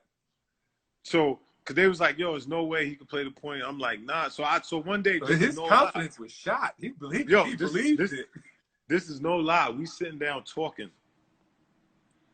I told him, he and this is why his moms love me to this day. It was me, him, and his moms. And his moms was like, man, you know, they ain't giving him no playing time. He ain't going to do this and that. And I told her, I said, yo. It was the same thing my coach told me earlier when I was in high school. I said, yo, if you work hard and you be here every morning, I'm going to go through it with you. And I'm like, yo, we going to get right. And he was like, you know, he's like, I don't know. And I said, yo, let me tell you something. Don't ever let man plan be bigger than God's plan. That's powerful. That's the first thing I told him. I said, man has his plan, God's had his plan. That's right. So mind you, and of course, you never want this to happen, right? So, like I said, the second McDonald's All-American was Chris Dunn. So he came there. You know, he like, oh, Sham there. He like, yo, I'm going there, whatever. So once Chris came, Ricky Lito came. So they was, you know, they was like, well, Bryce Cotton really not going to play. So he was like, man, I think I should transfer or whatever. He was like, this is not going to happen. So like a month into practice, Chris Dunn messed his shoulder up. Okay. Ricky Lito get ineligible. So now The only person that can play the point guard is him. Steph, talk about a setup. That's crazy. You understand what I'm saying? Like, how crazy? Like, you couldn't dream that. You couldn't bet money on that in a million years and think how crazy that was gonna play out like that. How crazy is this? That's super crazy. So now, because in the beginning, there's like, don't show him that, he can't do that. So now I'm showing him all this stuff. We working out every day. When I say every day, bro, I was getting up at 6 in the morning, bro. Getting up 6 in the morning, work out like 6 to 8. He'd go to class. Mind you, I didn't have class till nighttime. So I go. My classes would be like 7 to 9, 5 to 7, 7 to 9. I'll come back after class. Mind you, I'm finishing my degree doing after class 12 at night. Like, let's get it in. We in the gym every day. Mind you, people don't even understand this. When you're a graduate assistant, you cannot get paid. True. So mind you, I'm not getting paid. I'm just going to school. So I'm spending my savings every day. Now I got kids and all that. I'm still paying stuff, doing stuff. Every day. Because at the same time, I believe in my future, where I'm trying to go. Because my whole thing, I was like, all right, I'm gonna go back to Providence, finish my degree. Somehow, somewhere, I'm gonna get back in the NBA. That's all I gotta do. I gotta get back in. But I'm like, people need to see me. To give me that chance. You understand what I'm saying? So thank God for Ed Cooley. He gave me a chance to spot on the bench where I traveled with the team and all that. So people physically saw me doing this stuff with the players. So then I'm meeting all the scouts, the NBA scouts. I'm being reconnected to that circle. And, you know, building relationships is big. And I already had good relationships with people. So now we building all this. You understand what I'm saying? So now, mind you, I'm me and Cotton every day. Now we become close. He become like my little brother. You know what I'm saying? Like, even to this day, that's like my little brother. So his junior year, that year was his junior year. He go from averaging 8 to averaging 20. Wow. Right? So he go from that to averaging 20.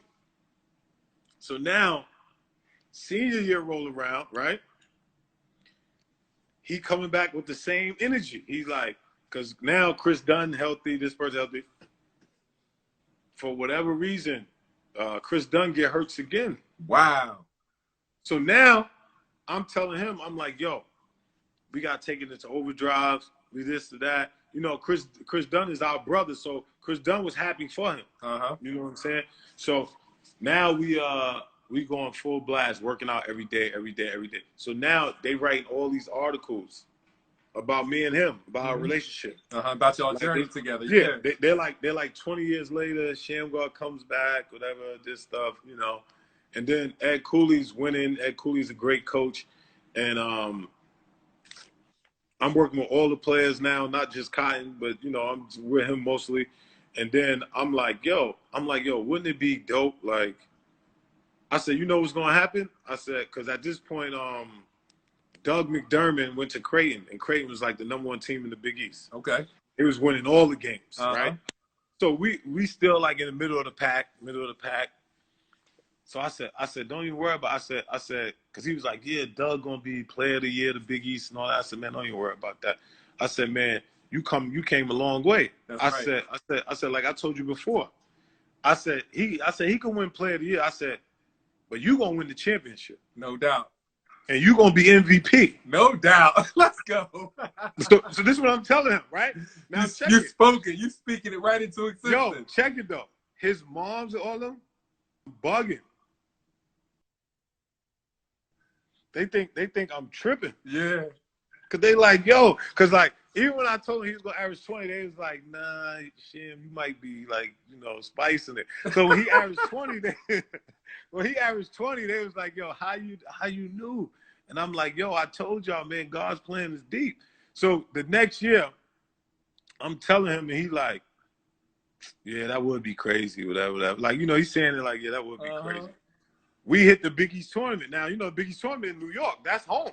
That's right. So I'm getting crazy love, all that. So we get in the tournament. we a lower seed. What happened? We win 5 games in a row. We win the Big East championship. He's MVP. Yo!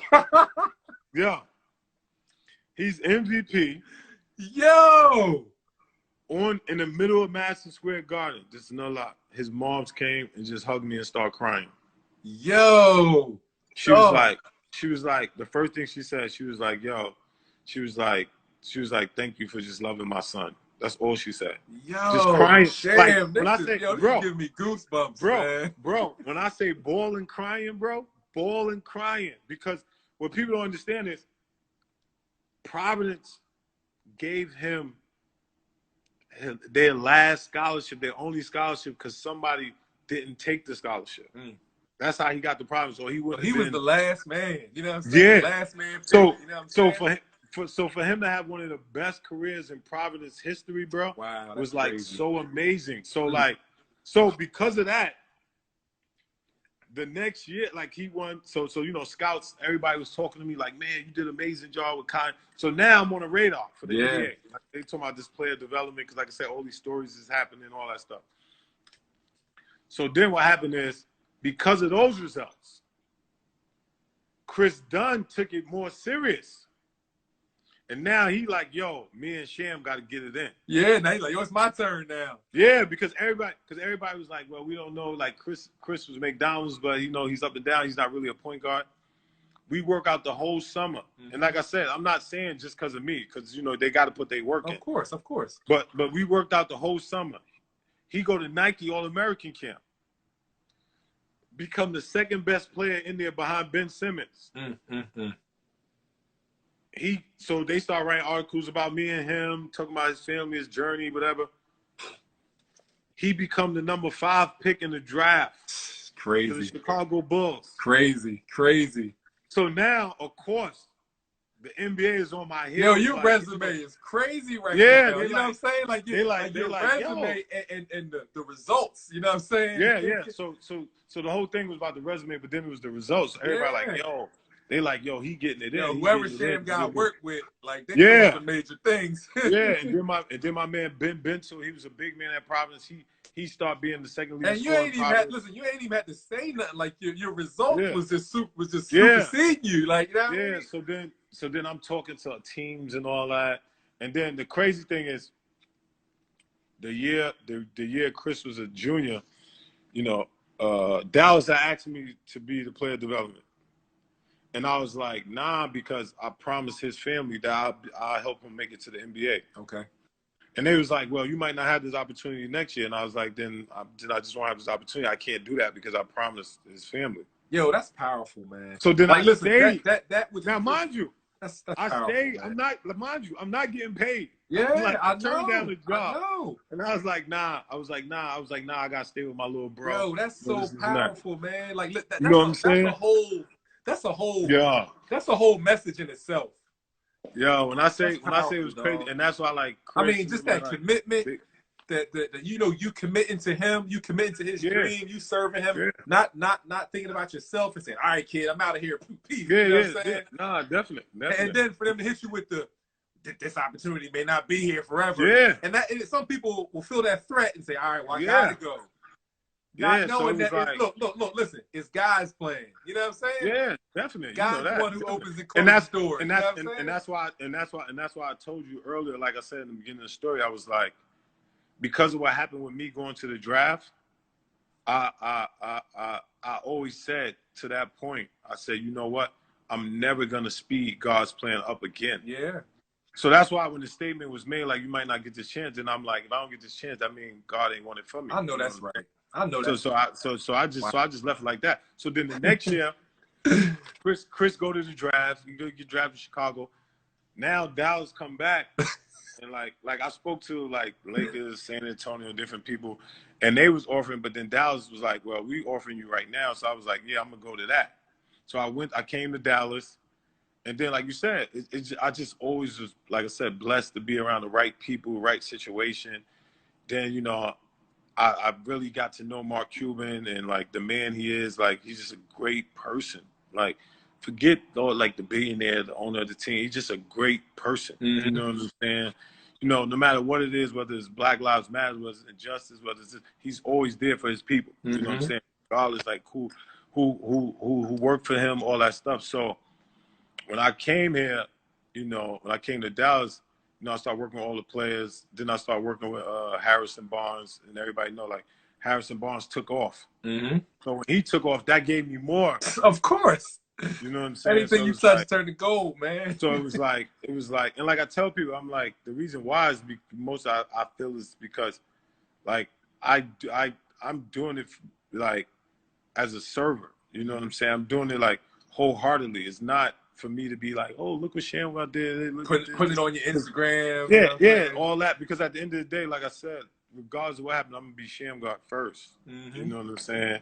I'm gonna be ShamGod first. So it's like, I'm like, nah. I'm like, whatever he put in my path. You know what I'm saying? Only thing, like I tell people, when people ask you how you do this, how you do that, I say, yo, I'm just walking my path. I'm like, yo, when I went into Providence, all that stuff, I ain't have no plan. Like, I had a vision of what I wanted. I didn't know how I was gonna get there. And I said, the only thing I know I could do is work hard. I said, if I work hard, everything gonna fall into place. I'm not even worrying about it.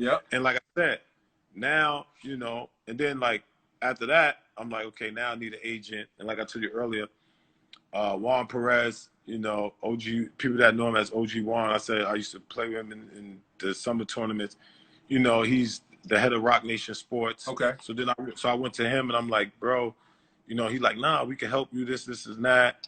You know, I already knew Jay-Z. I knew all of them already because Dame Dash is from my block. So I already knew. Harlem, So I already knew all that. So now, at this point, you know, everything is like on the right path. Like now, like I said, the things that I missed out on when I was young, as far as the people, the OGs, the people over me to talk to me about stuff. Now, look, I'm right now, I'm in a situation where like I can have a conversation with Mark Cuban about advice. Then on the other end, I can have a conversation with Jay-Z about advice. These two people from two different worlds, both billionaires, both like those talks is invaluable. You know what I'm saying? Then we fast forward. If anybody know, you know, they listen to Jay-Z, you know, Jay-Z always talk about Henry Jones. Henry Jones is one of his best friends. And then, you know, when he got out of jail, I met him, and then he became like my big brother. You know what I'm saying? And Henry Jones has always been fly, you know, fresh, you know, of the culture. So he's the person you go to, like, when you want to know things of the culture. So then he had connection with Puma. So then he had called me one day, and he was like, hey, are you with any sneaker brand? Because I was with Converse at first. He was like, you with any sneaker brand? I was like, nah, not no more. And he was like, would you want to do something with Puma? And I was like, yeah, I guess, you know, what they trying to do. Because, I know they don't do basketball. He's like, nah, they trying to come back. And I was like, oh, okay. And, you know, I trust his advice. Of course. You know, heavy. You know what I'm saying? Because he been through everything and back. And exactly. So he was like, nah, bro. He said, only thing you got to do is have a conversation. So I was like, all right, cool. Let me see that on the charger. He was like, only thing you got to do is have a conversation. I was like, all right, cool. And I had a conversation with them because when I first got with them, they was trying to have me to be like a consultant. Gotcha. Because like I said, I knew all these, you know, because I was dealing with all these kids. Like I coached in the Adidas Nation. I coached like Deontay Ayton, Zion. All these kids, Dennis Smith Jr., all these people. So they wanted me to be like a consultant to tell them what players to go after. Gotcha. So we got on the phone and they started talking about New York City, and they started talking about, you know, we want to get back to the community, the culture and all that. And then I start telling them what I thought. Like I was telling them like, yo, this park is good. This stuff is good. You know what I'm saying? Different things like that. And they was like, okay. And then all of a sudden, Emery had called me back. And he was like, man, whatever conversation you had, I guess it was good because they was like, yo, why they don't sign you? Like, we got the source right here. Yeah. Why we using it for something else? No, sign him. Yeah. So then they was like, and I was like, sign me as what? And they was like, nah, they sign you as an ambassador. Yeah.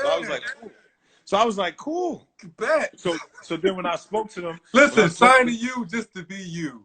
Yeah. So then when I spoke to them, I was like, well, if I sign with them, I was like, if I sign with them, you know, I got to be in my, I was like, if I sign with them, they got to put in my contract that, you know, I got to have allotment and stuff for my community. Mm-hmm. You know what I'm saying? I'm like, cause I can't do nothing if it ain't gonna benefit the kids. That's right. That's right. You know what I'm saying? Cause like even before that, I was doing like free clinics in Harlem, Mm-hmm.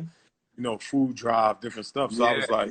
I was like, yo, if I'm gonna do something in Harlem, I want it to be for the kids. That's You right. know what I'm saying? Like I never wanted to be about a check, because I'm never gonna look at it as a check. Mm-hmm. You know, it's always gonna be about helping my people. That's you know right. what I'm saying, for it.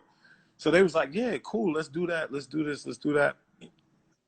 So then the way, you know what I'm saying, the way God worked is so funny, because it's like once I got in, even the plan I had, like my vision I had, he made it 10 times, God made it 10 times better. You know what I'm saying? Because, you know, God plan is always better than your plan. That's right. So, you know, and people, you know, when people meet me, they be like, man, I didn't even think you was like this or whatever. And I'm like, yeah, this is not like this is not something you just say because, like, I don't just say this because you think, oh, this you're supposed to say this is cool to say, or this is that. I'm like, I'm saying it because I live it. Mm-hmm. Like I live it every day. Mm-hmm. You understand what I'm saying? So like, for instance, I got with the Mavs, right? Mavs, like, great organization, great coaching staff, because like even the stuff I've been through, for me to go somewhere, I know I come with a lot. Even though it's good, Mm-hmm. in certain circles, it don't have to be good. People could look at it as yo, nah, he get too much attention, or he get too much this, so we can't have that. You understand? But I came to an organization where everybody's secure about themselves. Yep. And the only thing they want me to be is SHAMMGOD. That's right. Just be yourself. Yep. Yeah, they don't want me to dumb down or do this. They want me to be SHAMMGOD. You know what I'm saying? They don't get mad or feel in their feelings like if somebody want to interview me or do this or that. You understand what I'm saying? Because you know, in business that happens. Yes. Yeah. He overstepping his bounds. Who do you think he is? We hired him to do one thing and one thing only. Exactly. We ain't hired him to be getting interviewed. Exactly. So when I got here, you know, the first thing Mark Cuban told me, he like, yo, SHAMMGOD is a brand within itself, so you have to be you. Yes, right. That's you right. You know what I'm saying? He didn't have to do that. You understand what I'm saying? So, and then another thing that happened was the first year I got with them, I don't know how the universe just matched up the way it matched up. It seemed like everybody was doing the move. You understand? But now, just like back then, I'm physically there. Yes. Because it's, you know, it's a different space where people doing the move. If I'm still in China and they like, oh, he was doing the move. But now, every time somebody says somebody doing the move, they're like, yeah, you know, SHAMMGOD's right there on the Dallas Mavericks bench. He's coaching. He's doing this. So then the public, like, everything just went crazy. And now this is the social media era. And that's what I'm saying. You know what I mean? Now everything is social media. And then you got players like Harrison Barnes, Kristaps Porzingis, Luka Doncic, people talking about, oh, you know, yeah, Sham helped me, this and that. But now you got Russell Westbrook in Oklahoma, he do it, and then the reporter's like, well, you know, you just did this move, and he's like, yeah, you know, the kids call it the SHAMMGOD and all this and that. So everything is going full circle. That's right. And then, you know, I'm bumping into people like Chris Paul like, yo, you don't even understand. If it wasn't for you and Tim Hardaway, I wouldn't even want to play ball. I used to watch you in high school. I saw you in the McDonald's game dribbling and stuff like that. So the thing that happened to me the most, and people be like, oh, you know, you humble, you just, nah, that's just who I am, because I'm like, that's just in me, because I'm like, you have no other way to be when you see all the love that's being given to you. You know what I'm saying? That's put in you. You know what I'm saying? I played in 20 games in the NBA. You know what I'm saying? I'm more known than people that played 10 years, 20 years in the NBA. You know what I'm saying? It's kids. You know what I'm saying? It's to the point where most people don't get to see their inspiration. Mm-hmm. You know what I'm saying? Or see who they inspire. You know what I'm saying? Yeah. I live in my inspiration every day. That's amazing, man. You know what I'm saying? Because when things happen, or, you know, when people imitate, you know, imitates the best form of flattery. So when I see people, I'm right there in it. I'm in it. You understand what I'm saying? I'm in it. It's not like, you know, I see when somebody do the move and they look at me. I see, I see when Chris, whether it's Chris Paul, whether it's Melo, whether it's LeBron, you know, like people see me, they're like, what's up, OG? How you doing, OG? This, and that. When, you know, when Dame Lillard get on a documentary before he even met me and be like, yo, that Shammgod dribble, this is a Shammgod, just a whole unique person. When I speak to people like Jamal Crawford and be like, man, OG, yo, you had this and that. You understand what I'm saying? So it's like, how can I not have humility when you see all this stuff that goes on around you every day? Yep. You understand what I'm saying? And it's like, and you know, like right now, it's like, for me, it's like, man, skies ain't even the limit no more. It's like we pushing this thing further and further and further, and I feel it every day in my heart. Like, okay, you know, God got this bigger plan for me, this bigger plan, this bigger plan. Because every day I see, when I speak to people, when I interact with people, when I see kids, you know what I'm saying? How many people could say they known as one name? You know what I'm saying? Not saying I'm with these people, but when you say people names, yeah, there's only a certain amount of people that's known as one name. Yeah. You know what I'm saying? There's only a certain amount of people, a handful of people that have their own signature shoe. Yeah. You understand what I'm saying? So it's like, so once all this stuff start happening, you know, of course, you know, social media, and that's why I love the people, because without the people, I couldn't be this. You understand what I'm saying? Because they did all this. Even like with my Puma shoe, you know what I'm saying? When it came out, I sold 97%, you know, of my shoe. That's off the people. You dig what I'm saying? Because it was online, it was on stores. You know what I'm saying? You know, shout out to Adam Pritchard, Max, you know, Ashley, you know, Kelsey, all the people, Demetrius, all the people from Puma, you know what I'm saying, that believed in me, you know what I'm saying? Because they didn't have to do that. They didn't have to get me a shoe. You know what I'm saying? But they saw the vision, they see the culture. Yeah. You know, they got the posts on the culture, so it's like, yo, you know, we gonna give this a run. And then when I did my shoe, it was just a roadmap of my life. You know what I'm saying? It was just more of like, the color wave was my high school jersey, the move inside the shoe, 1997 on the back, the concrete on the shoe, you know, for the concrete jungle, meaning New York.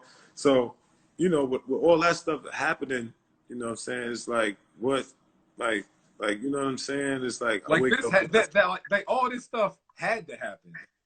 Yeah. This was all a part of the story, man. All a part of the journey. You know what I'm saying? All a part of the journey, man. Exactly. So it's like, it was all destined, man. You know what I mean? So that's what I'm saying. So like from the day you were born. All this was written from way before you were even born. You know what I'm saying? Mm-hmm. But when you were born and your parents, your dad gave you that name, you know what I'm saying? Yeah. Like you were like going and living into that name. You know what I'm saying? Exactly. And that's the thing. And that's the thing. And it's like, you know, it's like one of those things where, so that's why when people meet me and they be like, yo, I didn't know you was like that. I'm like, well, how do you think I was? You know what I'm saying? Because I'm like, yo, for all this stuff that happened, like, you can't even make this stuff up. Not at all, man. That's what I'm saying. You couldn't write a better script than this, man. You know what I'm saying? I remember when I was at I was at Chicago, the All-Star game, this last one I went, and I'm on a panel talking to kids. It's me, Chuck D, you know what I'm saying? Oh, that's awesome. And Chuck D talking to the kids, and he's like, man, I remember in my hood, they was talking about Shammgod and all this and that. And I'm looking at this.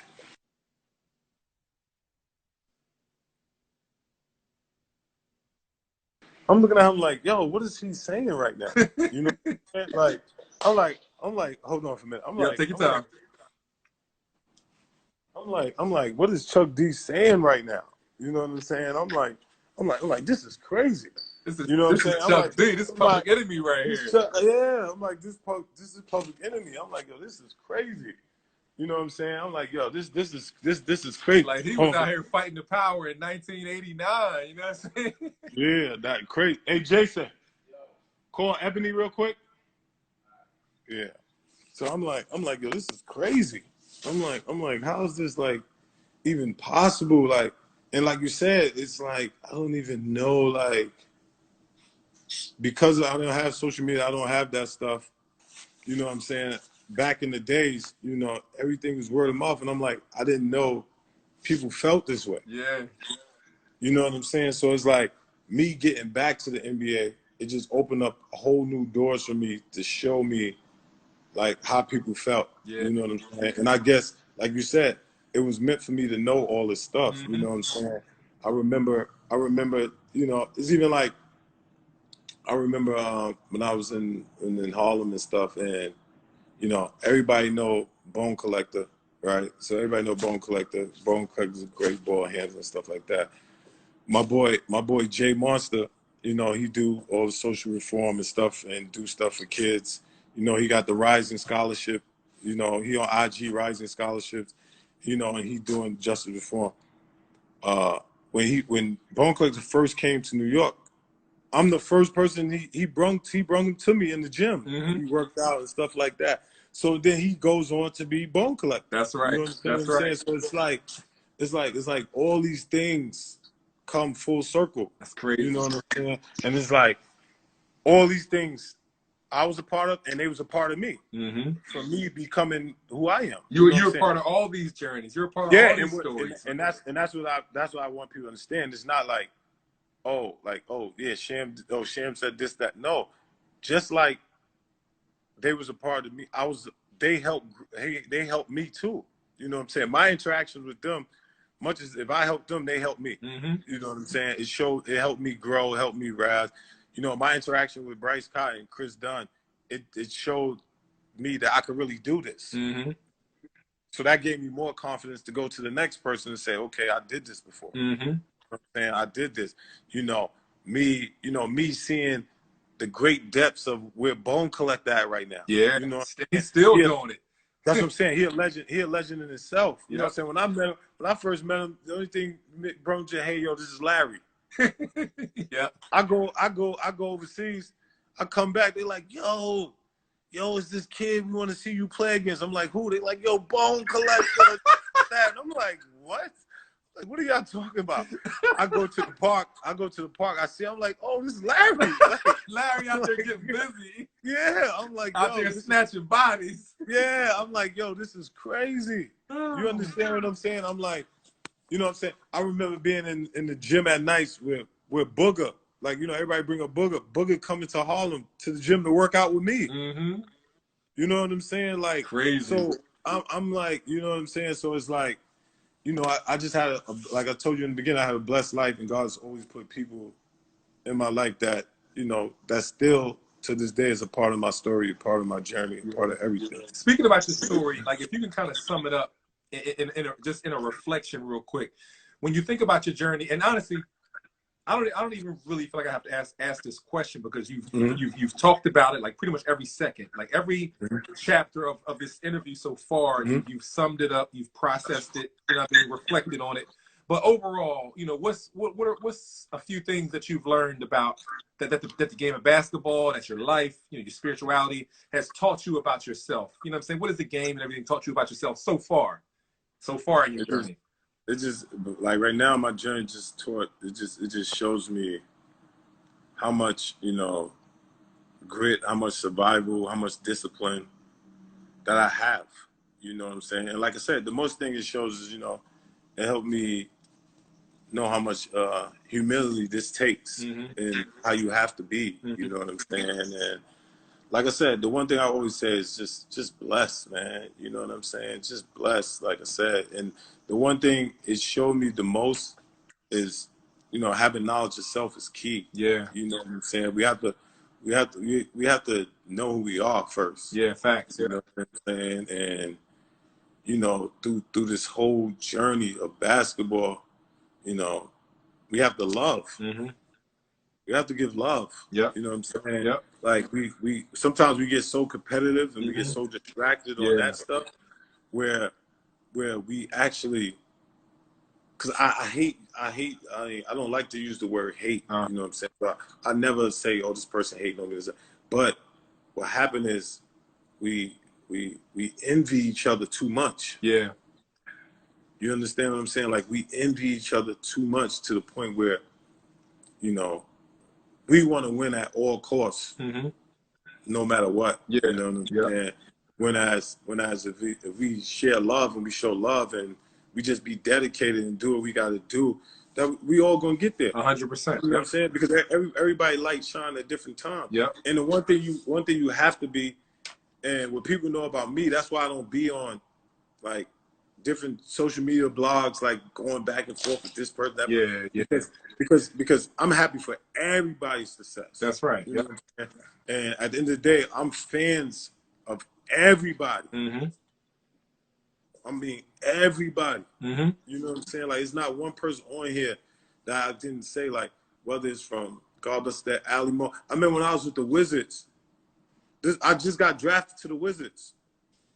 I'm in there on my draft day telling them, yo, it's this guy named Ali Moore in my neighborhood. I'm telling you, he might be nicer than me. Y'all should go look at that. That's right. That's right. You know what I'm saying? Because that's how I feel. Yep. Because I'm not thinking it's a comparison. I'm not thinking it's a comparison. I'm like, yo, that's how I feel. You know what I'm saying? I'm like, yo, this how I feel. I'm like, yo, he nice. You know, whether it's A Butter, a whole lot of game. You know what I'm saying? It's like, yo, he nice. And when I see these people from, you know, even from the young dudes, like, you know how many times I've been in the gym with Isaiah Washington, Jelly Fam? Yeah. Just trying to give knowledge, to be like, yo, fam, just try this way, try to do it this way, try to do it that way. Like, there's not one person in my neighborhood from Mo Bamba. There's not one person in my neighborhood that plays sports that I haven't been involved in. You know, you could, even to my boy Sean Colson, you know, he's like, yo, come to Philly, pull up. Yeah, I'm going to pull up. I'll pull up and come see the youth, talk to them and all that. Because it's all love, whether it's D.C., New York, Detroit, anybody. Yo, we all from the same hood. That's right. We all got the same dreams. We all trying to come to the same place. And that's why, for me, I've always tried to be the example, because I feel now, like especially where I'm at and where I'm trying to go, it's like, if I mess it up, then the door's getting closed. Yeah. So I got to make sure I keep these doors open. You know what I'm saying? Because at the end of the day, you know, I have a platform right now. You know, I have trust of key people in basketball sports, whether it's GMs, coaches, owners, whatever. And I need them to understand it's more of me out there. It's more people that's in the hood that can come in here and help these young kids come in the NBA. Yep. You understand what I'm saying? It's other kids, whether it's my man Charles Jones, whether it's Al Shepard, whether it's Kenny Satterfield, whether it's Jamel Thomas. There's other people that's out there training these kids in these hoods. Sean Colson doing an amazing job in Philadelphia. Yep. You know what I'm saying? There's other people in D.C., all over that got the same, come from the same place I come from. Yep. And they know how to talk to these kids, and they know how to get these kids to listen. You know, we just need them to open the doors for more of them. That's right. Yep. You know what I'm saying? To open the door for more of them. You know, and then when they come through the doors, they got to believe. That's right. That they belong.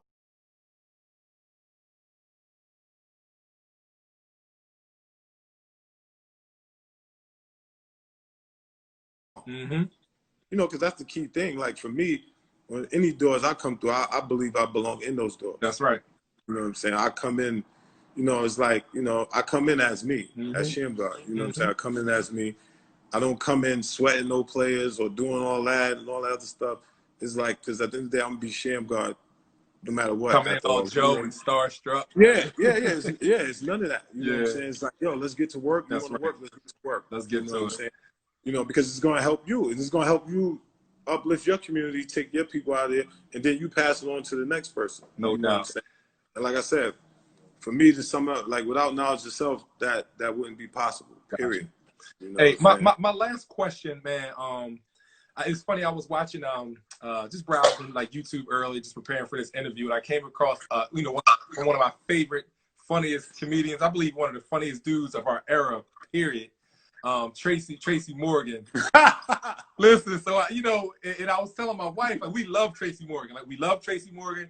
We love the last OG. That's our Peace, favorite. Seven. That's our favorite show. You know, with Bobby. You know what I mean? We love Yeah, Tracy Morgan. yeah. So Tracy Morgan during that interview, he was talking Yeah, about yeah, the Sham God. He said, I am Sham God. You know what I'm saying? I do the Sham God. And he said he was Sham God before Sham God. yeah.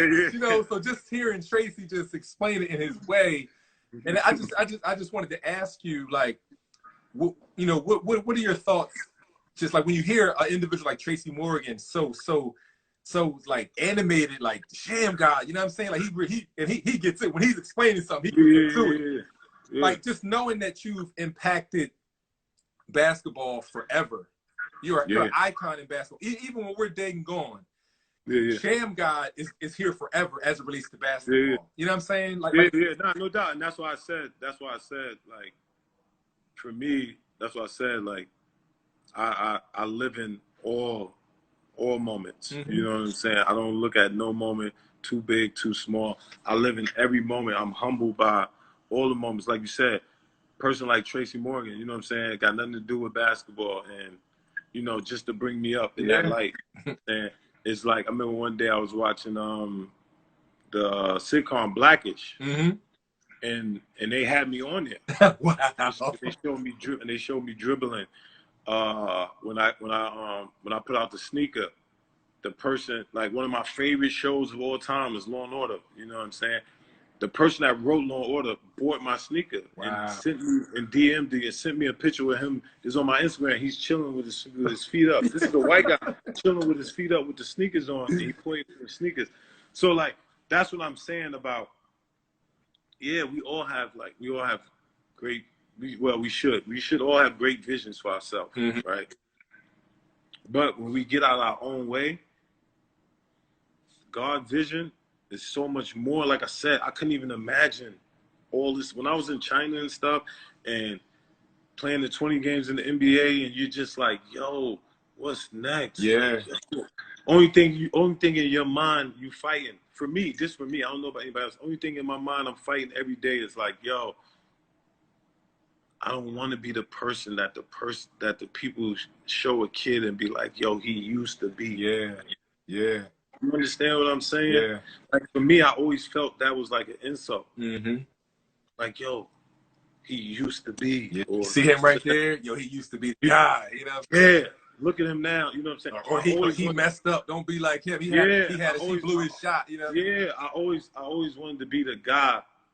Whether and like I tell people, whether it was basketball or not basketball, I always wanted to be the guy that was somebody have their kid with them. They like, yo, see him? Yeah. Yo, he was doing his thing. Like, yo, you see, even when things got rough for him, look, he still survived. And he went, and that's whether I was working at a store or not. Yeah. Like even if like I was regardless of where you are in life, you be the people's champ forever.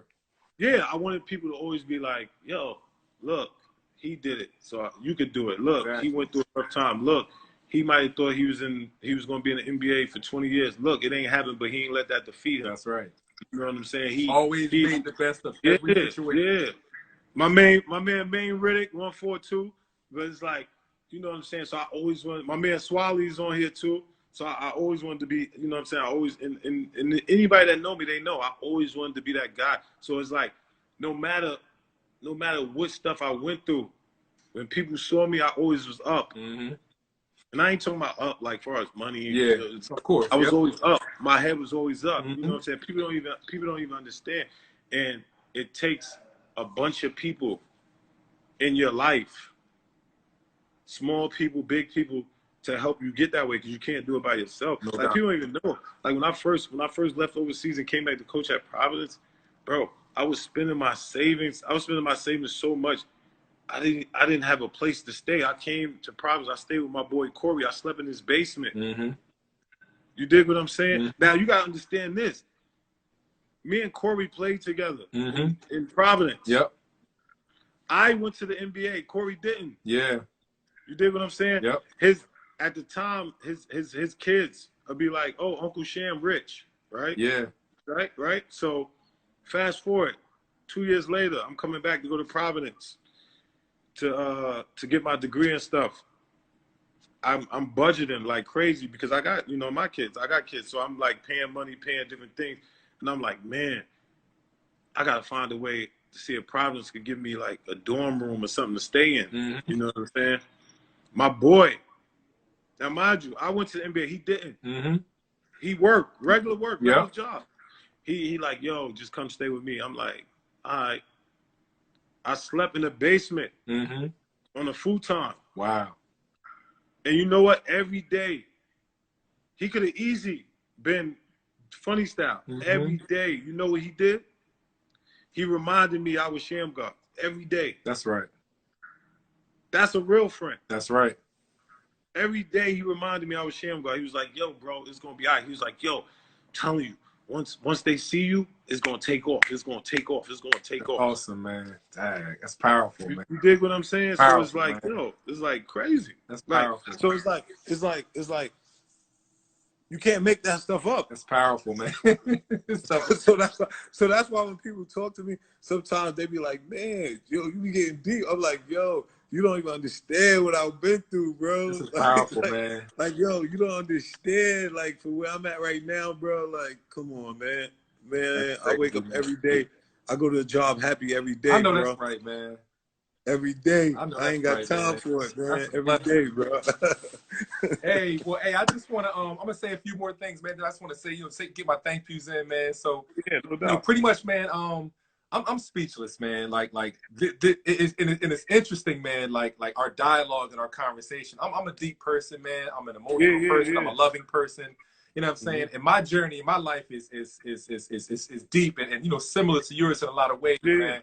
I truly believe in God's plan. I went through boot camp. I call it boot camp, but my younger days, high school days were very traumatic. You know what I'm saying? Dealing with mom with mental health issues, and it's been a whole life journey, man. That I've processed, understood more, and I appreciate now because that's what made me who I am. But there you go. Yeah, appreciation is the thing, bro. I just want to thank you so much, man, for being so transparent, dog. For being who you are. Bro. Taking your time, man. Like almost 3 hours, and more than 3 hours to share your journey. So many gems, dog. This information, this conversation is going to be so much, similar to your life theme. So we do this interview. Kids have watched it, or when I put it on YouTube, people are going to watch it on there and be impacted in ways. This interview is going to be life changing for someone. Yeah, man. That's what we're here for, man. That's what we're here for. And everybody that's on here, I got another shoe dropping with Puma in like 2 months, and the sweatsuit, and like the whole line. So it's like, bro, you blessed. I'm blessed, bro. I'm blessed. Hey, but listen, in the midst of all that, the humility is just off the charts because you still realize that it's not about you. Yeah, definitely not. Like like I said, man, I'm just following the path. Like you get a Pumi deal, and you like, look, we got to think we got to work in my kids back home. Oh, the community. You know what I'm saying? Like you always not thinking about yourself, man. That's nah, cause like I said, man, it's like I said, the one thing I had in my life, like I tell people, I live my life with the 3 S's. You know what I'm saying? When I was young, I wanted to be silly.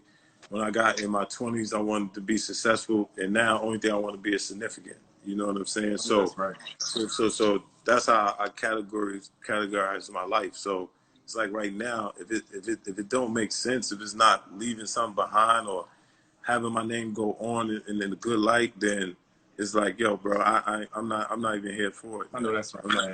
I'm not even here for it. And it's like I said, man, like the thing you said, it's a lot of stuff that I come to realize, and it's like you said, even when I'm dead and gone, no matter what happened, it's gonna be because every day kids is born, every day kids are learning how to play basketball. That's right.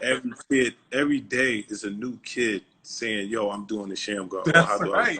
That's what I'm saying, dog. It's a part of basketball forever, man. Like way back in the day, like George Mikan. Now they had like the Mikan drill. It's here forever. You know what I'm saying? It's certain things that are part of the basketball culture forever, dog. Yeah, and it's like how many people could say they were blessed enough, lucky enough, or whatever you want to call it, to be in the job in the field that they like, right? Yeah. And they made it better than the way they found it. Yeah. You know what I'm saying? When you come into this life, your goal is always to make it better than how you found it. Yep. can honestly sit here and say, you know, through everything that's going on, one aspect of basketball I made better than how I found it. You know what I'm saying? And that's why I say I live in my inspiration every day, because, you know, most people figure that stuff out after they're gone or after this and that. Every day I'm in it, and I know, like, I'm gonna leave basketball better than how I found it. No doubt. Because the same argument, same disagreement I had with my coach 20 years ago, 20 years later, everybody play how I play. So, you know what I'm saying? That's so funny. That's like, so ironic. It's crazy, man. Hey, well, again, I just want to thank you. I can't thank you enough, man, just for your contribution to the culture, everything that you've done, and the things that you're still doing, man. You know, being a mentor, impacting the game. You know, with what you're doing right now, and the things that people don't see. You know what I'm saying? That you don't promote. The things you do in the community for the kids, the book bag drives, you know, all those things for the youth, man, because the children are the future. Thank you so much, man. I appreciate it. Yes, my man Jermaine Riddick, my man Worthy. No doubt. That's all I'm about to say, man. Any shout outs you want to give? Shout your people out. Any last minute things you want to say as well? Like I said, I want to shout out Raw Sports Film. You know what I'm saying? I appreciate y'all. Trust me, bro. Thank you for the love, even for, you know, doing it with my man Kareem Breed. Yes. You know, Shaheed Holloway, no doubt. Shaheed Holloway, Sean Colson, all them guys. You know what I'm saying? All them guys is great dudes, and they great basketball players. You know, and everybody got their own journey. And, you know, like I said, man, everybody just keep sharing the love, man. Tune in, you know, keep making it bigger and bigger and better, man, you know. No doubt. Lastly, man, I'm a footage junkie. You know, where I'm from, man, they say, they call me, I'm like the Fred Sanford of sports archives. I collect old games, and then I, you know, bring them back to life, get them online and stuff. Do you have any old LaSalle games? I got some LaSalle games, some Providence games. I got to hit my brother up and tell him, you know, get some your way. Yeah, if you can, we can work on that. Give me some files, DVDs, whatever, so I can, you know, get them. And I can get them on the website, you know, share some clips and everything, man. Because I got to educate the young kids and let them see how, you know, what Sham was doing, man. I would love to do that, man. I got you, bro. Yeah. All right. And also, I want to try to get, you know, we can probably talk more about this offline, but I want to try to get, and, you know, I would never just directly ask for this, but, you know, closed mouth don't get fed. So I figured I'd ask. I need something autographed, or I need I want to get your sneaker. I need some stuff. Just send me your info, because when the shoes come out, like I said, I'll autograph. I'll send you the shoes, send you a package so you can grab. Say no more. That's easy. That's you say less on that. That's easy. I already know, man. I'm here for it. Hey, God bless you, man. You too. I'm gonna have this interview. I'm gonna get it on YouTube. I'm gonna send you the link when it's done. And okay. Any other legends you could possibly steer in my direction, man? Oh, I got you. Yeah, I got you. Some people. I'm definitely going to hit some people up and tell them to jump on it. All right. I already know. And Cameron, I got to link up with you got to. That's the story. That's the basketball story in itself. Yeah, man. Hey, thank you for so much of your time tonight, man. God bless you. That beard is shining, man. I'm honest. It's shining, man, I'm working, bro. I'm working, man. No doubt. All right, man. God bless you, man. You keep shining, big dog. We definitely gonna stay in contact. All right, peace. All right, God. To getting on the live this time, but just like I was saying, man, got my man Tony Rutland on, man. It's Legends Week, man, season 7. I'm definitely super excited for this episode of Legends Week, man. You know, I had to reach out and go down to VA.